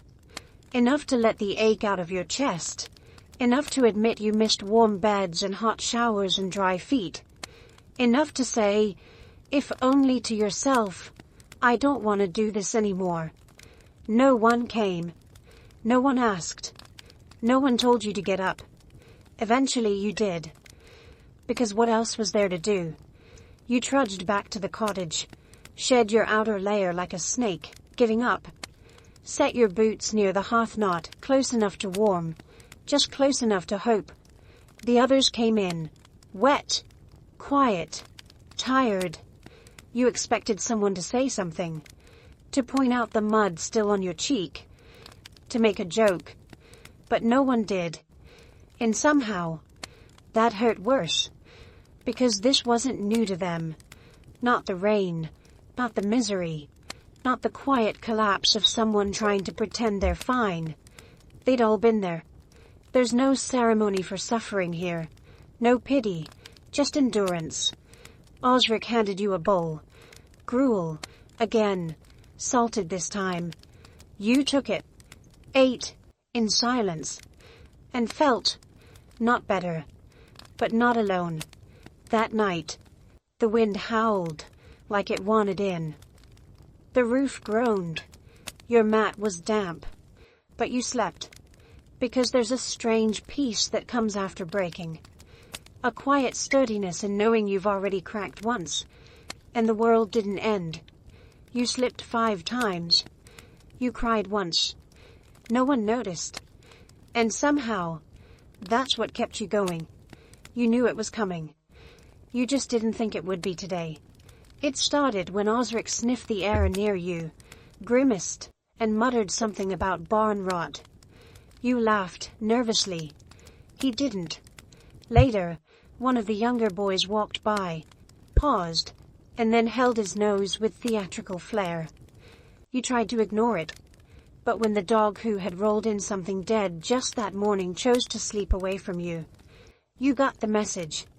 It was bath time. You hadn't taken a real one since arriving.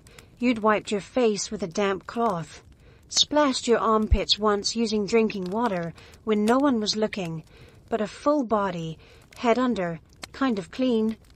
That felt mythological, like something nobles did while the rest of the world embraced odor as a lifestyle. Still, when the old woman tossed you a rag that may once have been a towel and pointed toward the river, you didn't argue, just trudged through the muck, carrying a bar of soap that looked suspiciously like a chunk of lard. The river was worse than you remembered. It was always cold, always moving too fast. But today, it looked actively hostile. Mist clung to the edges. The rocks were sharp, slick, and judging you. You stood at the bank for a while, just stood there, trying to hype yourself up like it was a duel. Because it was. You versus nature. You versus dignity. You versus whatever lived in that water and had no name but many teeth. You stripped. Not fast. Not proudly. Just one piece at a time, like peeling off layers of shame. The wind didn't help. It bit every inch of skin with icy precision. Your breath fogged. Your toes screamed. You stepped in. The water hit like betrayal. It didn't just make you cold. It made you doubt everything. Your life choices. Your ancestors. The meaning of existence. You gasped so hard your lungs folded. Your heart hiccuped. You considered running back to the mud and accepting your stink as destiny. But then, movement. On the opposite bank, a pig stared. Not just glanced, stared. Big eyes, slightly cocked head. An expression that said, "Really?" You ignored it. Tried to lather something. The soap slipped, floated downstream like a coward. You splashed water on your face, wincing every time. You bent to scrub your legs, and slipped. Went under, fully. A baptism of humiliation. When you emerged, gasping, sputtering, eyes wide, you heard laughter. Children, 3 of them, perched on a rock like goblins, watching you. One had a fistful of moss. You froze. The moss hit your shoulder with a wet plop. You said nothing. Another chunk sailed through the air, hit your forehead, slid down slowly, like shame in physical form. They laughed harder, pointed, chanted something that rhymed, though you couldn't understand the words. You tried to move faster. Splash, rinse, get it over with. Your fingers had gone numb. Your ears burned not from temperature, but from awareness. You were the show, the afternoon entertainment. And still, the pig watched. You climbed out, soaked and shivering, your skin blotchy, your pride somewhere floating near the soap bar, lost to the current. You wrapped yourself in the rag. It was damp. Probably already had stories of its own. You didn't care. The children clapped as you left. Not kindly. Back at the cottage, Osric looked up, sniffed once, and said, "Better." That was it. No congratulations. No medal. Just better.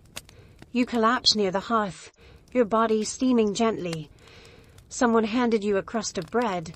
Someone else poured warm water into a bowl and set it near your feet. No one mentioned the moss. or the pig.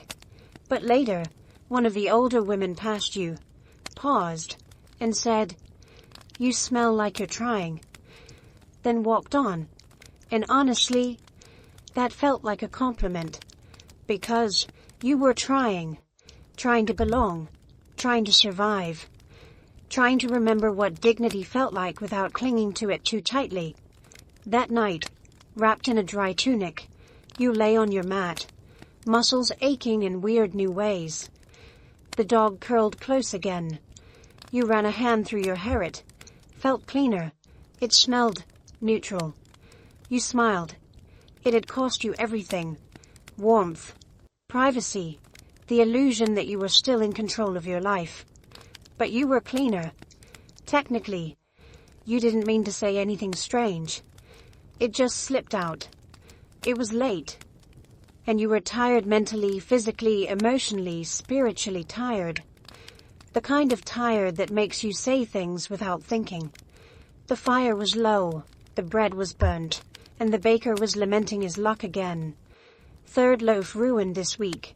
Said he must be cursed. Or maybe the oven was. You'd meant it as a joke. You said, "Maybe the stars are just misaligned." That was it. A passing comment. A harmless phrase you'd used 100 times before in your old life. The one with apps and traffic and weather forecasts. But here, those words landed differently. The baker went still, completely still. Like someone had pressed pause on him. You looked up. He was staring at you, pale. His hands hovering above the dough like they'd forgotten what to do. "What did you say?" he asked, slowly. You swallowed. "The stars. Misaligned. It's just something people say." He didn't answer. Just turned away, muttered something, and started kneading again hotter than before. You thought that was the end of it. It wasn't. The next morning he didn't greet you. No nod. No grunt. Just eyes that slid past your face like you weren't there. At breakfast, a child left a small clump of moss on your stool. You moved it. It showed up again on your mat. You tossed it. That night it was tucked into your boot. By the third day, there were 5 pieces of moss, in various stages of decay surrounding your bedding. You asked Osric what was happening. He chewed his bread for a full minute before saying, "You talked about the stars." And he looked at you like you'd asked why the sun rises. "Only the seers talk about the stars." You blinked. "I'm not a seer." Osric shrugged. "Too late." You said it. "That's how it works here. You don't get to choose what you are. They decide. And they decided you see things. Soon, people started avoiding your gaze. Not rudely, not out of malice. Just out of quiet, respectful terror. The blacksmith's wife asked if you could unsee her husband's back pain. You told her you didn't know how. She nodded solemnly and brought you a boiled root anyway. Children began following you from a distance, leaving gifts. Mostly moss. Sometimes rocks. Once a dead frog with daisies in its mouth. You tried to explain. Tried to tell them you weren't magic. You were barely functional. But the more you denied it, the more convinced they became that you were hiding your powers out of humility. You became Star Talker. You found out from the old man who cleaned the well. He said it casually, like everyone had agreed and no one had thought to tell you. The baker stopped speaking entirely. Just set your bread down with both hands, eyes averted, mouth tight. You missed being ignored normally. Regular, everyday dismissal. This was different. This was reverent silence, which somehow felt worse. At one point, a woman brought her baby to you and asked if the stars would favor him. You panicked and said, "He has a strong aura." She wept with joy and gave you a jar of pickled eggs. You hate pickled eggs, but you accepted them, because at this point, saying no to anything might only deepen your meth. Osric found the whole thing hilarious. You could charge, he said, mouth full of something root-based. People would pay, even in turnips. You didn't want turnips. You wanted to go back to being new boy. At least that was simple. Annoying, yes, but understandable. This was unsettling. You began watching what you said, avoiding metaphors, refusing to comment on weather, harvests, dreams. You nodded and smiled and said nothing of value, just in case. But it was too late. You'd said something celestial, and now moss was your currency. One morning, a child handed you a perfectly round stone and asked if the moon was angry. You said no. They smiled. Later, you caught Osric carving a tiny star into your wooden cup. You glared. He didn't stop. You thought about the world you came from, full of astrology apps and zodiac memes and horoscopes that told you to avoid exes and wear green on Tuesdays. None of it had meant anything, just noise. But here, it did. Your accidental superstition had become belief. And belief, once born, doesn't die easily. Especially not in a village with more goats than logic. So, you let them believe. Because maybe it gave them comfort. Maybe it made the rain hurt less. Maybe it made the bread rise better. Maybe the moss meant protection. And maybe, just maybe, in a world where you didn't belong, it gave you a place. Even if that place smelled faintly of frogs and lies. It wasn't a decision. It was a failure. Your shoes gave up on you. One morning you slipped them on and felt something shift. A soft tear somewhere near the heel. You ignored it. Walked anyway. By midday, one sole had peeled halfway off. By evening, both had split, like old fruit left in the sun. Osric looked at them, nodded solemnly and said, "They've returned to the earth," which felt unnecessarily poetic for footwear made of splintered wood and disappointment. You tried patching them, wrapped them in twine, stuffed the insides with straw. Nothing worked. They were done. You stared at them like fallen comrades, then left them by the fire as a quiet offering. And you walked out barefoot. It was meant to be temporary. Just until someone found you something else. Another pair of clogs. Even a sack you could tie around your feet. Anything. But no one did. And after a few days, you stopped waiting. At first it hurt. The ground was not kind. There were stones, roots, unexpected bits of bone and mystery metal. You learned quickly to tread lightly, to read the earth with your soles. But then, something shifted. The ground warmed. The cold dirt of spring gave way to the soft, sun-soaked soil of summer. The grass grew fat and lazy. The paths became dry and crumbly. And one afternoon, without thinking, you curled your toes into the warm dust and just stood there. And it felt good. Not just tolerable, not just survivable. Good. Like the earth knew you were fragile and decided, just for a moment, to hold you gently. You began to walk slower. Not because you were tired, but because you wanted to feel it longer. The mud between your toes near the pig trough. The mossy patches behind the bakery. The cracked, sun-drenched dirt near the garden wall. Each texture told you something. Here is where the rain lingers. Here is where the goats have passed. Here is where people rarely walk, but sometimes sit. Shoes had muted all of that. Barefoot, the world spoke to you, and you listened.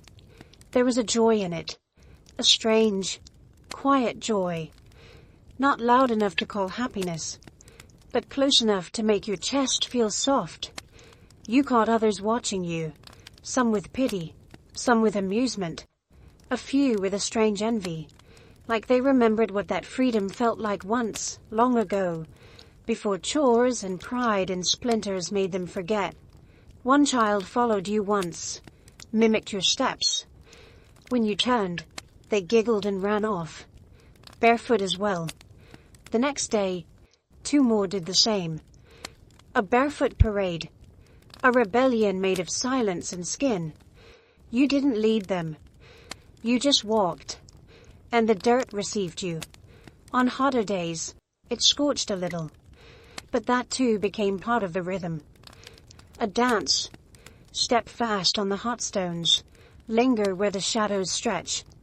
Learn the secrets of the village, not by eyes or ears, but by the nerve endings on the bottom of your feet. You found places you hadn't noticed before. A patch of ferns behind the smithy that felt like velvet. A dry creek bed lined with pebbles that rolled under your toes like laughter. A flat, sun-baked stone near the fence where you'd sit sometimes and let your souls rest. No one asked you why. Maybe they assumed it was punishment. Maybe they thought it was a ritual. Or maybe they just accepted that you were strange, moss-hoarding, star-mumbling, barefoot you. And you accepted it too. You didn't need shoes anymore. Not for identity. Not for protection. Not even for respect. You had the earth. And it was enough. Sometimes at night, you'd step outside when everyone was asleep and feel the ground cooling under the moon. Damp in places, crisp in others. The dog would follow, lay beside you. Breathe in time with the breeze. No one talked about this kind of peace. It wasn't celebrated or praised. It just existed. In small moments between the noise. Warm dirt. Bare feet. A breath that doesn't feel borrowed. You hadn't chosen it. But it had chosen you. And for once, you didn't need anything more. It happened fast. One moment the child was running. The next, they were gone. The puddle wasn't even that big. You'd stepped around it earlier without thinking, just another shallow mud trap among dozens that form when the road decides it's tired of pretending to be solid. But the child, sprinting barefoot and wild-eyed with a stick in hand, didn't see it coming. Their foot caught the edge, slid forward, and the rest of them followed. They didn't fall gracefully. It was arms flailing, knees first, face nearly planted into the muck. A flump, a splat, and then stillness. For a second, no one moved. You were standing a few feet away, holding a half-empty bucket and pretending to care about the laundry line. The child stayed crouched in the mud like they'd just discovered the floor of the earth was an emotional home. A pause stretched into 3 seconds. Then 4. And then they looked up. Moss in their hair. Dirt on their cheeks. A single worm clinging to their sleeve, like a passenger unwilling to disembark. They grinned. Not a smirk. Not embarrassment disguised as bravery. Just pure, shameless delight. Like falling was the whole point of running in the first place. And you laughed. Not politely. Not because it was expected. Not to blend in. You laughed the way people laugh when their ribs forget to protect them. Sudden. Unfiltered. So sharp and full you startled yourself. It broke out of your throat and spilled into the air like something that had been locked away too long. A laugh that didn't come from irony or bitterness, but from somewhere real. Somewhere old. The child giggled back, triumphant in their mud-coated glory. They stood up, arms outstretched like a scarecrow, and shouted something unintelligible before charging down the path again twice as fast, now soaking wet, unconcerned with everything. You stood there, breath-catching, the ghost of a grin still on your face, and realized it had been weeks. Weeks of silence mistaken for peace. Of smiles performed like rituals. Of nodding when spoken to, and walking with the deliberate caution of someone trying not to break. You hadn't laughed. Not like this. The last time you had. It might have been during the firewood incident. When Osric tried to chase a goat off the roof with a broom and ended up falling into a haystack. You'd chuckled then, maybe even snorted. But it had been the kind of laugh that covers discomfort. The kind you use when you want people to think you're okay. This was different. This was light. And it felt like something cracked open inside you. You didn't even notice the mud on your boots, the wet laundry dragging behind you. You just stood there, letting the sun warm your face, still half smiling like you just remembered something important and couldn't quite name it. Later, while folding clothes near the fire, the old woman Ellsworth, you think her name is, glanced over and said, "Heard you laugh today." You looked up, startled. She didn't smile, just nodded once. About time, then went back to her sewing like she hadn't just marked a milestone. But it was a milestone, one you hadn't been tracking, one that didn't come with a speech or ceremony or bread. Just a fall, a child, a moment. You found yourself watching the others more after that, not just studying them, seeing them, how the blacksmith hums when he sharpens blades, how the baker scratches his neck when nervous, how Osric, for all his scowling and grumbling, always tosses a bit of crust to the dog under the table when he thinks no one's watching. There is humor here, not loud or clever or sarcastic, just soft, constant, like moss underfoot or wind through wheat. It doesn't demand attention, it waits for it. And now, you notice. You catch yourself smiling at silly things, at the chicken who thinks she owns the path, at the piglet who sneezes mid-run, at the goat that still refuses to acknowledge you unless you're carrying food. You still miss things. The warm buzz of artificial lights, the hum of your old life, the sarcasm that used to be armor and entertainment all at once. But for a moment, just a moment, you laughed like none of that mattered. And for that heartbeat, that breath, that flicker of sun across the mud, it was enough. It started with horns. Not battle horns. Not warning horns. Just celebratory ones. Loud, off-key, and impossible to ignore. You were stacking firewood behind the bakery, trying not to get splinters under your thumbnail again, when the first blast echoed through the village. You froze, waited. Another followed. Then a third. Then laughter. Shouting. Feet running. You peeked around the corner and saw something bizarre. People smiling, all at once. Not the usual smirks or exhausted grins after a long day of surviving pigs and bad weather, but actual, unfiltered joy, a little chaotic, a little manic. The kind of joy that comes with fermented drinks and very low expectations. Osric passed by you wearing something that looked like a flower crown, but was mostly just weeds and feathers. He didn't stop walking, just tossed you a garland and said, "Come on, the goat's about to be crowned." You had questions. You received no answers. You followed anyway. The town square, what passed for it, was already alive. Someone had hung colored cloth between two trees. Children were chasing each other with sticks wrapped in ribbon. A fiddler was tuning their instrument with the casual grace of someone who knew it would sound terrible no matter what, and didn't care.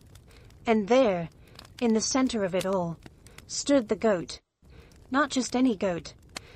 A large, confident, slightly menacing goat with one crooked horn, and a posture that suggested it knew something you didn't. It was wearing a cloak. Someone had embroidered little suns and stars onto it. A crown, if you could call it, that sat, lopsided on its head. More weeds. A feather. Possibly a spoon. The villagers surrounded it like royalty. You leaned over to Ellsworth and asked, "What is this?" She grinned. "Festival." "Yes, but what for?" She shrugged. "It's time." That was it. Apparently the why didn't matter. Or if it did, no one was in a hurry to explain it. It wasn't a harvest celebration. It wasn't a saint's day. It wasn't commemorating a victory or a birth or anything you could track. It just was. And maybe that was the point. Music stuttered sharp and fast and wildly inconsistent. But feet began to move. Hands clapped. People twirled, stomping and laughing, spinning with the kind of abandon you'd only seen in toddlers and very drunk wedding guests. You stood on the edge, awkward, until a hand grabbed yours. A child. The same one who once threw moss at your face during your bath debacle, now smiling, tugging, pulling you into the chaos. You resisted for half a second, then relented. Because why not? Why not let go for a few hours? Why not stomp your bare feet into the dirt and let the rhythm claim you, even if you had no idea what beat you were supposed to follow? So you danced. Badly. Arms too stiff. Movements too late. You bumped into people, tripped over your own foot, almost collided with the goat. The goat did not flinch. It merely stared at you as if to say, "Respect the crown." You bowed. The goat ignored you. Someone handed you a cup. You drank. It was something like cider, but stronger, warmer, possibly fermented in a boot. You drank again. You started laughing. Not because something was funny, but because everything was. Osric was trying to juggle turnips and failing spectacularly. The blacksmith was dancing with a broom. Someone's grandmother was reciting a love poem to a loaf of bread. The goat was eating its own crown. And in that blur of sound and spinning cloth and uneven clapping, you forgot that you didn't belong. Because in that moment, you did. Not as a seer, not as new boy. Not even as the barefoot stranger from another world. Just as a person. Dancing. Laughing. Alive. The sky turned orange, then deep blue. The music slowed. The crowd thinned. People sat on the ground, leaning against each other, sharing crusts of food and sips from the same dented mug. The goat, crownless but undefeated, curled up by the fire like it had been ordained to do so. You sat too, breathless, sweaty, light. You still didn't know what the festival was for. No one ever told you. And maybe that was the magic of it. That for one day just one the village didn't need a reason to celebrate. They just did. And for the first time in a long time, you didn't need a reason to smile. You just did. It was late. The kind of late that didn't care about clocks. Just the steady hush of a world that had finally run out of things to say. No more voices. No more chores.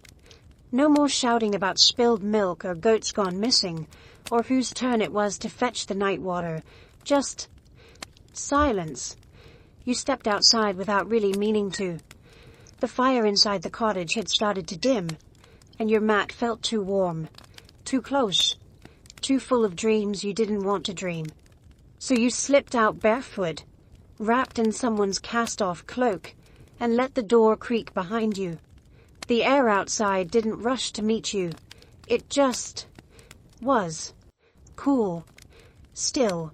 Thick with something that wasn't quite fog and wasn't quite breeze. The kind of air that makes you pause before you breathe, just to see if it's safe. It was. And above you the sky.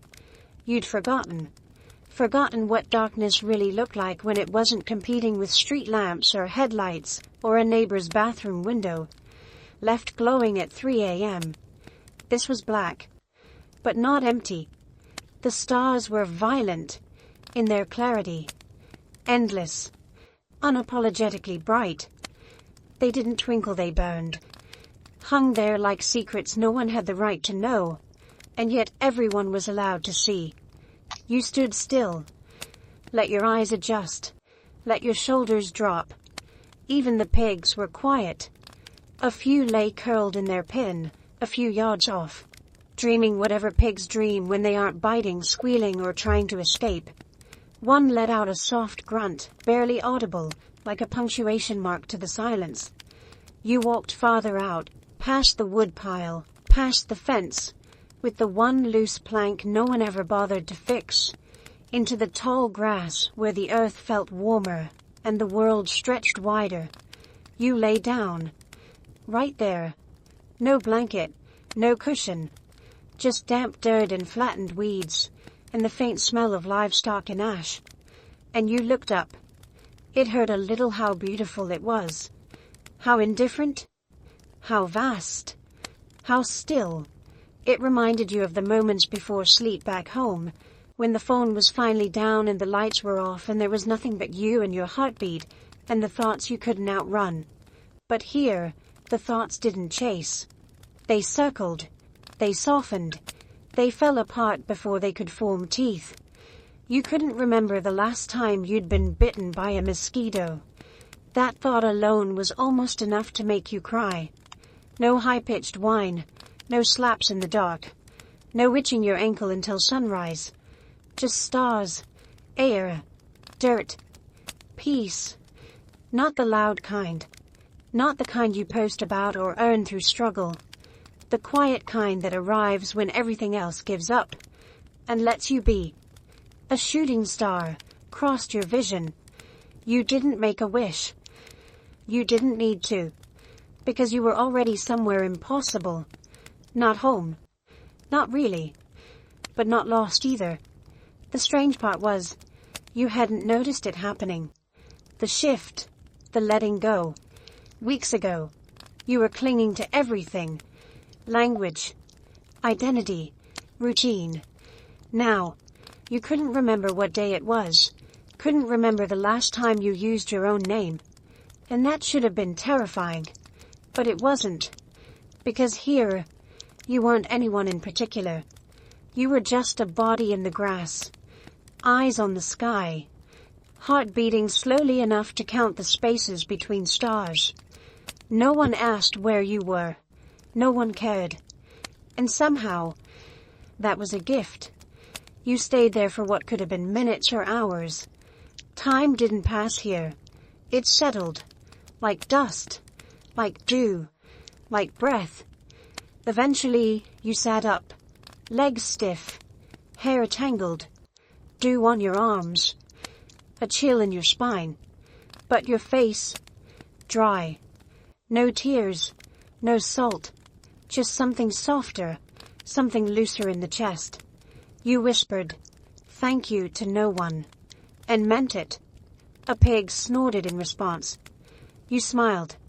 Then stood. Walked back toward the cottage. Slow. Careful not to disturb the peace that wasn't yours. But it let you borrow it for one strange, miraculous night. The door creaked again as you stepped inside. The fire had gone out. You didn't relight it. Didn't need to. You curled up on your mat, pulled the threadbare blanket to your chin, and let the stars you could no longer see keep watch outside. And for once, you slept like you were exactly where you were meant to be. You didn't mean to volunteer. It just sort of happened. You were passing the bread table, and someone muttered something about short on hands, and you nodded without thinking. That was all it took. A nod. A tiny, sleep-deprived gesture. Now you were holding a dented bowl of flour, and staring down your greatest culinary enemy. Yeastless medieval bread. You'd never made bread before. Not in your old life. You'd watched videos about it. Sure, dreamy montages of golden crusts and time-lapse bubbles, but that was back when everything came with a pause button and a comment section. Now, there was just flour, water, salt, and judgment. Elswith handed you a wooden spoon and said, "Don't kill anyone." You thought she was joking. You were wrong. Bread, it turned out, was serious business. Not fancy, not gourmet, just essential, daily, expected. It kept people alive or didn't.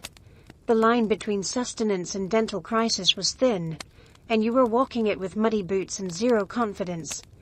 You poured in water, too much, scrambled to fix it, added more flour, stirred.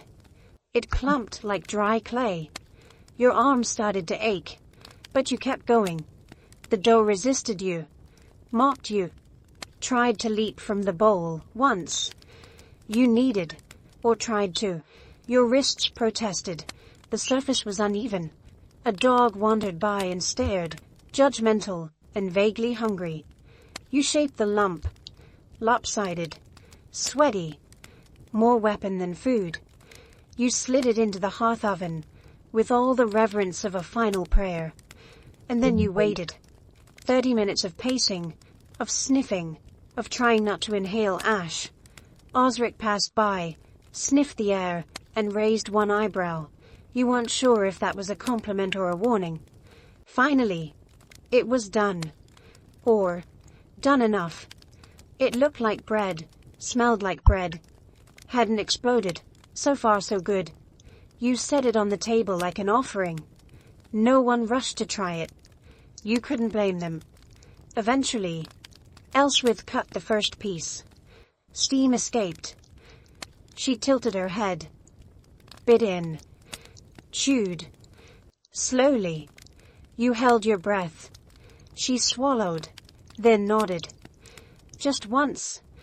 Not dramatic. Not emotional. But it meant everything. Others followed. A few villagers. Osric. The baker's apprentice who still wouldn't look you in the eye after the star comment incident. They ate. And they lived. Someone said, not bad. Another said, fills the stomach. And one child, possibly lying, possibly honest, whispered, I like it. You didn't know what to do with the feeling that followed. Pride, relief, validation, all of the above. You'd made something. From scratch. With your hands. Not because it was fun or trendy or for likes, but because people needed it. Because bread is what stands between hunger and exhaustion. And you'd done it. It was dense, lumpy, a little too salty, but it fed people. It warmed their mouths. It brought silence to the table, not awkward silence, but the kind that comes when chewing is more important than talking. You sat down, took your own piece, and bit in. It was fine, but it was yours, and that made it better than fine. You caught Elswith looking at you again. She didn't say anything, just passed you a second lump of dough, and smiled. Not big, not wide, just enough. That night, your hands ached, your back ached. Your shoulders burned from stirring and lifting and trying not to drop a glowing hot peel on your foot. But you were full. Not just your stomach, your chest, your head, some small dusty corner of your soul that hadn't felt useful in weeks. You'd made bread that didn't kill anyone. And in a world like this, that was a win. It started with the fence. A storm had blown through the night before angry wind, sideways rain, the kind that made the shutters rattle like bones. Morning came gray and thick with mud. Everyone looked a little more hunched than usual, a little more tired. You stepped outside expecting the usual routine. Fetch water, avoid the chickens, maybe scrub something that didn't need scrubbing. But then you saw the fence. One side of it was crumpled like a kicked chair. The boards had snapped clean through in places. The posts leaned like they'd given up halfway through their job. A goat stood proudly in the wreckage, chewing on what may have once been someone's laundry. You didn't think. You just walked over and started clearing debris. It wasn't much at first. Just lifting fallen planks, stacking them neatly, pulling loose nails out with the edge of a rock. Osric appeared with a hammer, didn't say anything, just nodded once and got to work beside you. A child brought rope. Someone else brought new boards. It became a rhythm. Hold, nail, tie, shift. The smell of damp wood, the sting of a fresh splinter in your palm, the satisfying thunk of a board locking into place. You didn't talk much. No one did. Just the sound of working hands and a few grunts of approval. And then he said it. A man you'd only seen once or twice. Older. Wore a hat that might have once been white, now mostly resembling a leaf pile. He was adjusting one of the outer posts when he looked over and said, "Good eye, neighbor. That one was loose." You froze. Not because of the compliment, but because of the word. Neighbor. Not stranger. Not new boy. Not even the whisper name they used when talking about you behind your back. Just neighbor. It landed softly, like dust, like rain, like something true that didn't need to be shouted. You nodded. Didn't trust your voice, just kept hammering. Later that day, you walked past the bakery, and the baker nodded at you without the usual squint. The blacksmith offered you the last turnip without being asked. One of the children waved with both hands, like you were something worth waving at. You didn't feel different. But somehow, you were. There was no ceremony. No one handed you a ribbon or painted your face with ash or said, "You belong now." But you did. Not because you'd earned it in some grand way. Not because you'd passed a test or lifted a cod off a drowning pig. But because you'd stayed. You'd woken up here. You'd fallen here. You'd eaten their food, shoveled their manure, survived their gossip, and danced at their goat festival. You'd made mistakes. You'd laughed anyway. You'd baked bread. You'd bathed in the river and lived to tell about it. And now, you were one of them. Not fully, not perfectly, but enough. Enough that someone called you neighbor. Enough that no one corrected him. You found yourself walking differently, standing straighter. Not out of pride, but out of comfort. You knew which stones on the path would shift under your feet. You knew which chickens to avoid, and which ones liked to peck ankles for sport. You knew when the bell would ring and how long the prayer would take and who always mumbled the last line. The village hadn't changed, but you had. And in tiny, invisible ways. It changed for you too. That night, you passed by the repaired fence. Ran your fingers along the wood. It wasn't perfect. Some boards stuck out too far. One post leaned a little. But it held. It did the job. Just like you. You sat by the edge of the road as the sun began to bleed into the horizon. The sky turned that familiar medieval orangeth, kind that said the fire should be lit soon, and the bread should be cooling. Osric passed by with a bundle of sticks. Didn't stop, just said, "See you tomorrow, neighbor." And this time, you said it back. It sneaks up on you. At first, the absence is loud. Phantom vibrations in a pocket that isn't there. That quiet, compulsive twitch of your hand when the silence lasts too long, reaching for something familiar, comforting, flickering. You'd tap your thigh, feel the rough fabric, and pause every time. But there's no phone. There never is. In the beginning, that loss felt sharp, like losing a limb or a part of your memory. You didn't know what time it was. What day? You couldn't check. No updates, no buzzing, no light glowing in your palm to keep the dark from settling in too deep. At night, you missed the screen the most. Back home, your phone was the final voice of the day, the last comfort before sleep. You'd scroll until your eyes blurred, lull your brain into forgetting what it didn't want to feel. It wasn't entertainment. It was escape. Every headline, every video, every picture of food you wouldn't eat it gave you something to disappear into. But here, there's nothing to disappear into. Just firelight, and breath, and the wind outside your door. You used to panic at the stillness, like your brain would overheat if you didn't give it something fast and flashing. You'd lie in bed and wish for notifications, like they could stitch your mind back together. Now, you just lie there. You stare at the wooden ceiling.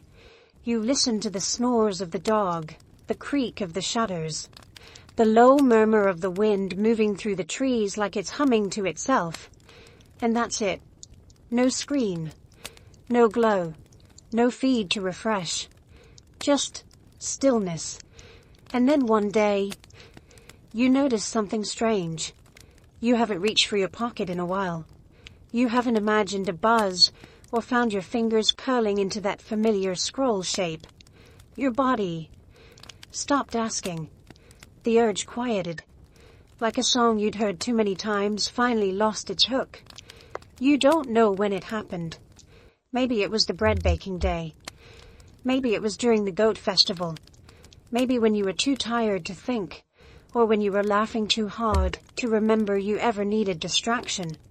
You just forgot the need. And it's not like you suddenly hate technology. If someone handed you a phone right now, you'd probably cry. You'd check the weather, and your texts, and what bizarre world events you missed. You'd watch at least one video of a raccoon doing something human. But you don't crave it anymore. You don't miss the noise like you thought you would. Because here, there's enough. The sky tells you what time it is. The people tell you what matters. The silence fills the gaps you used to patch with pixels. You've learned to sit still with your own mind. And that's terrifying sometimes. It's not all peace and clarity. Sometimes the thoughts are loud, ugly, regretful. They echo harder without distractions to soften them. But you don't run from them now. You let them arrive, stay a while, and then leave. Like visitors, not invaders. You learn to listen to the wind again, to the way rain sounds on a wooden roof, to how fire crackles differently depending on what wood you burn. You never noticed those things when you had a screen in your face. You didn't need to. But now, you hear everything. A bird nesting near your window, the far-off clank of a blacksmith's hammer, the way Elswith hums the same tune every morning when she stirs the pot. A song you once thought was meaningless, now loops in your head like a lullaby. This world is quieter, but not empty. And for the first time in your life, you realize how much space you were filling just to avoid being alone with your own presence. Now, your presence is the thing you look forward to. You sit outside and watch the light change. You don't post about it. You don't snap a picture. You just watch. And that's enough. You still remember your phone. Its weight, its feel, the crack in the corner from the time you dropped it on the sidewalk. But the attachment is fading. You don't miss scrolling. You don't miss buzzing. You don't miss filling every second with noise. You've remembered how to live without it. And strangely, you don't want it back. Not yet. Maybe not ever. Not while the sky keeps turning gold at dusk.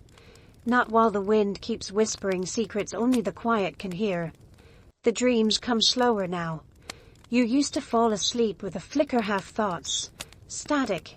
Images blurred by blue light. Your brain, always running.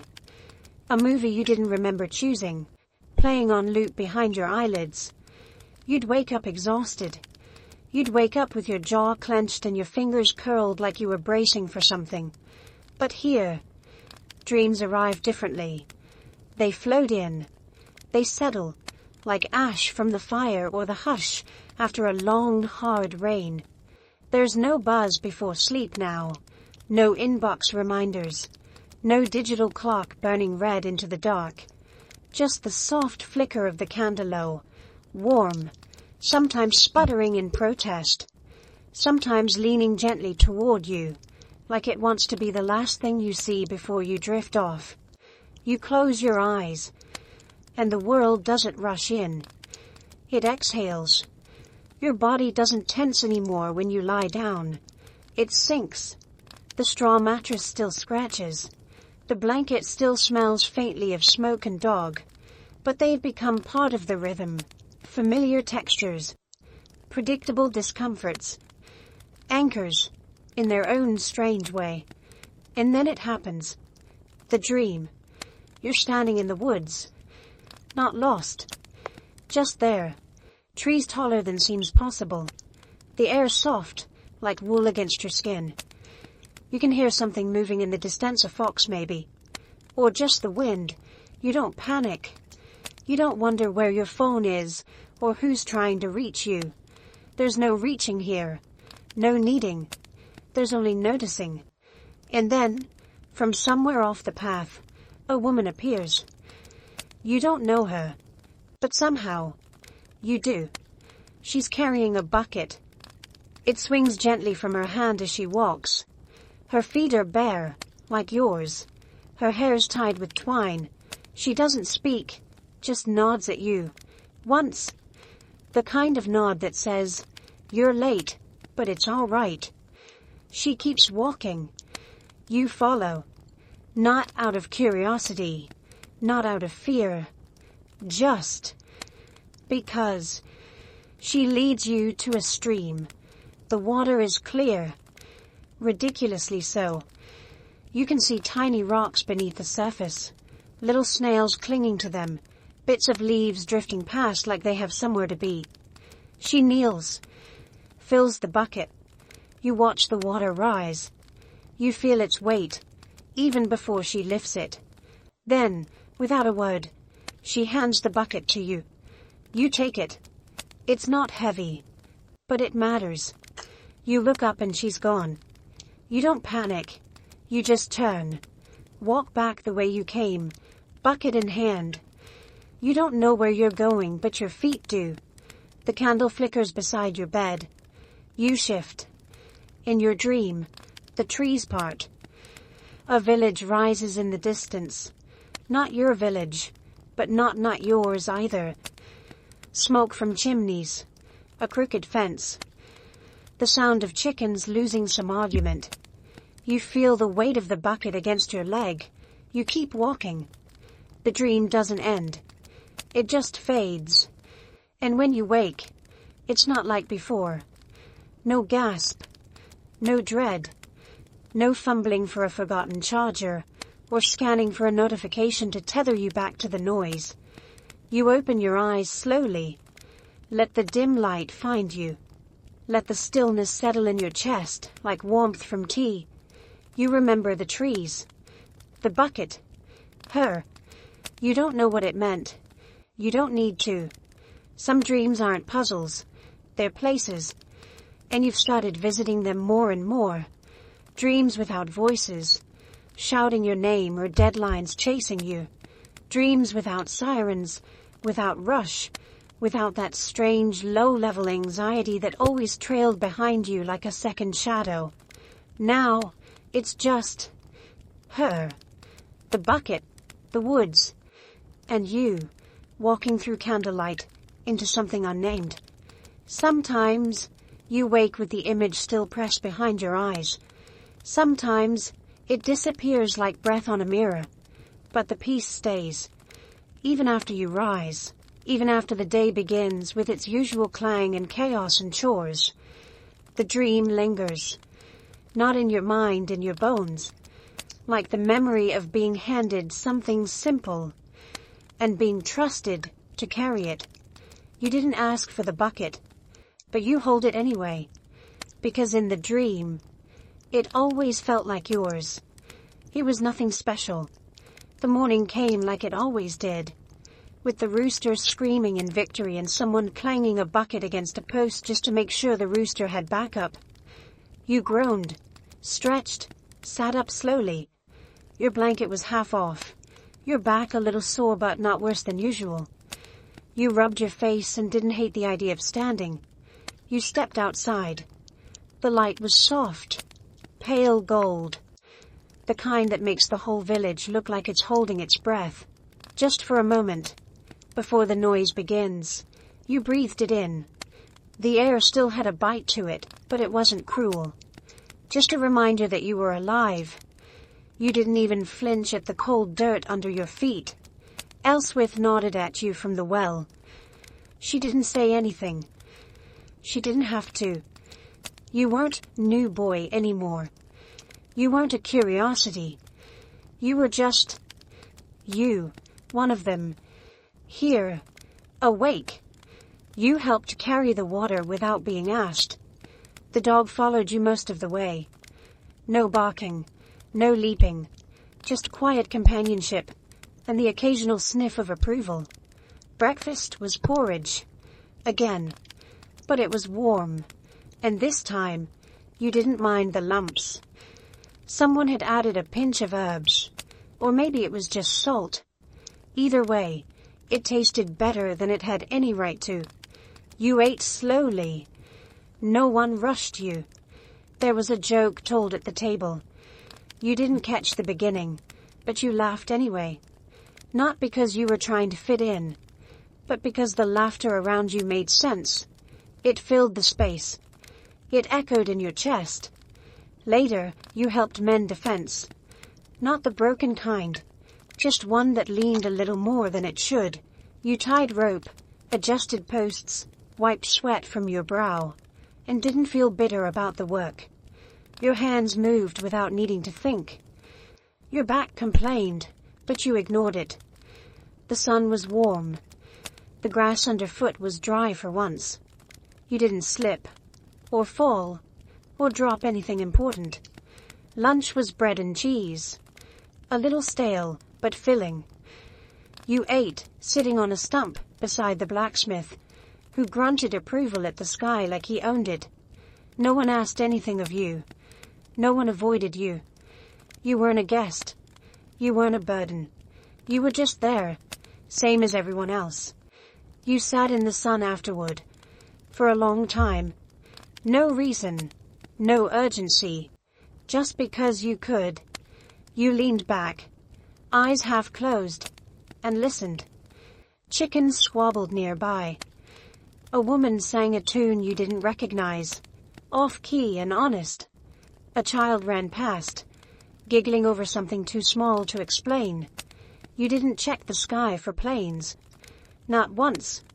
You didn't wonder what day it was. You didn't feel the ache to leave, or the fear of staying. You just were. Someone passed you a plum. You didn't ask for it. They didn't say anything. Just placed it in your hand and walked on. You bit into it. Sweet. Messy. Real. It stained your fingers. You wiped them on your trousers and didn't care. The sun slid slowly down the sky. Shadows stretched but didn't threaten. The day grew quieter, not colder. You stood stretched again, and made your way back to the cottage. No stubbed toes. No awkward encounters. No disasters hiding around corners. Just quiet. At the door the dog was already curled up. You sat beside him, not quite ready to go in. The stars would come out soon. You didn't feel the need to count them, or name them, or wish on them. You just wanted to see them. The candle would be lit inside. The straw mattress waiting. The soft rustle of someone shifting in sleep. The night would hold its breath, then let it out slow, and you'd sleep, without restlessness, without fear, without needing anything more than what you had. It was a good day. That's all. No great revelations. No turning point. No deep meaning to extract and carve into stone. Just a good day. And somehow, that felt like a miracle. It's quiet. Not the usual kind, the kind with creaking shutters and someone snoring across the room and the distant shuffle of animals waking up before the humans do. No. This quiet is thicker. Still. Like everything is paused, just for you. You open your eyes. Slowly. The ceiling above you is unfamiliar again. Too smooth. Too white. Not wood. No smoke. No straw. Just blank. You blink. Try to sit up. Your body doesn't ache. There's no crust of mud on your hands. No cold in your toes. The air smells sterile. Not like fire. Not like sweat. Not like bread or cabbage or moss. Just clean. You look to your side. A digital clock glows red. 4:37 a.m. The numbers blink at you, steady and indifferent. You sit there, breathing. Your chest doesn't feel heavy. Your mind isn't racing. But something is different. You swing your legs over the edge of the bed. Carpet, not dirt. You press your feet into it and almost laugh. It's too soft. too forgiving. It doesn't argue back like the earth did. It doesn't teach you how to walk around puddles or avoid sharp stones. It just holds you, gentle and neutral. You stand, look around. The room is yours, familiar. The bookshelf, the half-folded laundry, the faint glow of a streetlight bleeding through the curtain. Everything exactly where you left it. But you're not. You walk to the mirror. Your face is your face. But there's something else now. Something older. Not in the skin, but in the stillness behind your eyes. Like a story that's been told only once, but remembered forever. Was it a dream? The thought arrives like a whisper. Logical, dismissive. But you look at your hand scalloped, somehow. You touch your arm, expecting softness. But there's a phantom soreness that shouldn't be there. You remember. The rooster. The bread. The mud. The cold river. The children's laughter. The dog curled by the fire. The woman with the bucket. You remember the moment someone called you neighbor. You remember laughing without sarcasm, sleeping without dread, eating without checking a screen, feeling your own heartbeat slow beside the stars. It was too vivid to forget, too specific to invent. Maybe you never left. Maybe you're still there, and this is the dream. Maybe the candle is still burning. You sit back down on the bed. The modern one. The one without splinters, or the threat of a goat barging in. It's comfortable, but it doesn't feel like yours anymore. You close your eyes, and you're there again. The dirt under your nails, the call of the village bell, the weight of a pail in your hand, filled with water you actually worked to gather, the ache in your muscles that felt like proof you existed. You open your eyes again. The room hasn't changed, but you have. You stand and walk to the window. Outside, the world is still. Quiet cars, dark houses, everything sleeping. But the stars are there. And suddenly, they don't feel like background noise. They feel familiar. Like they've followed you across lifetimes just to remind you, you were there. You lived it. Even if no one else will believe you. Even if it fades like smoke the moment the sun rises. You don't need proof. You lived a whole life without noise. Without news. Without needing to be anything but present. And that's the part that stays. Not the dirt. Not the bread.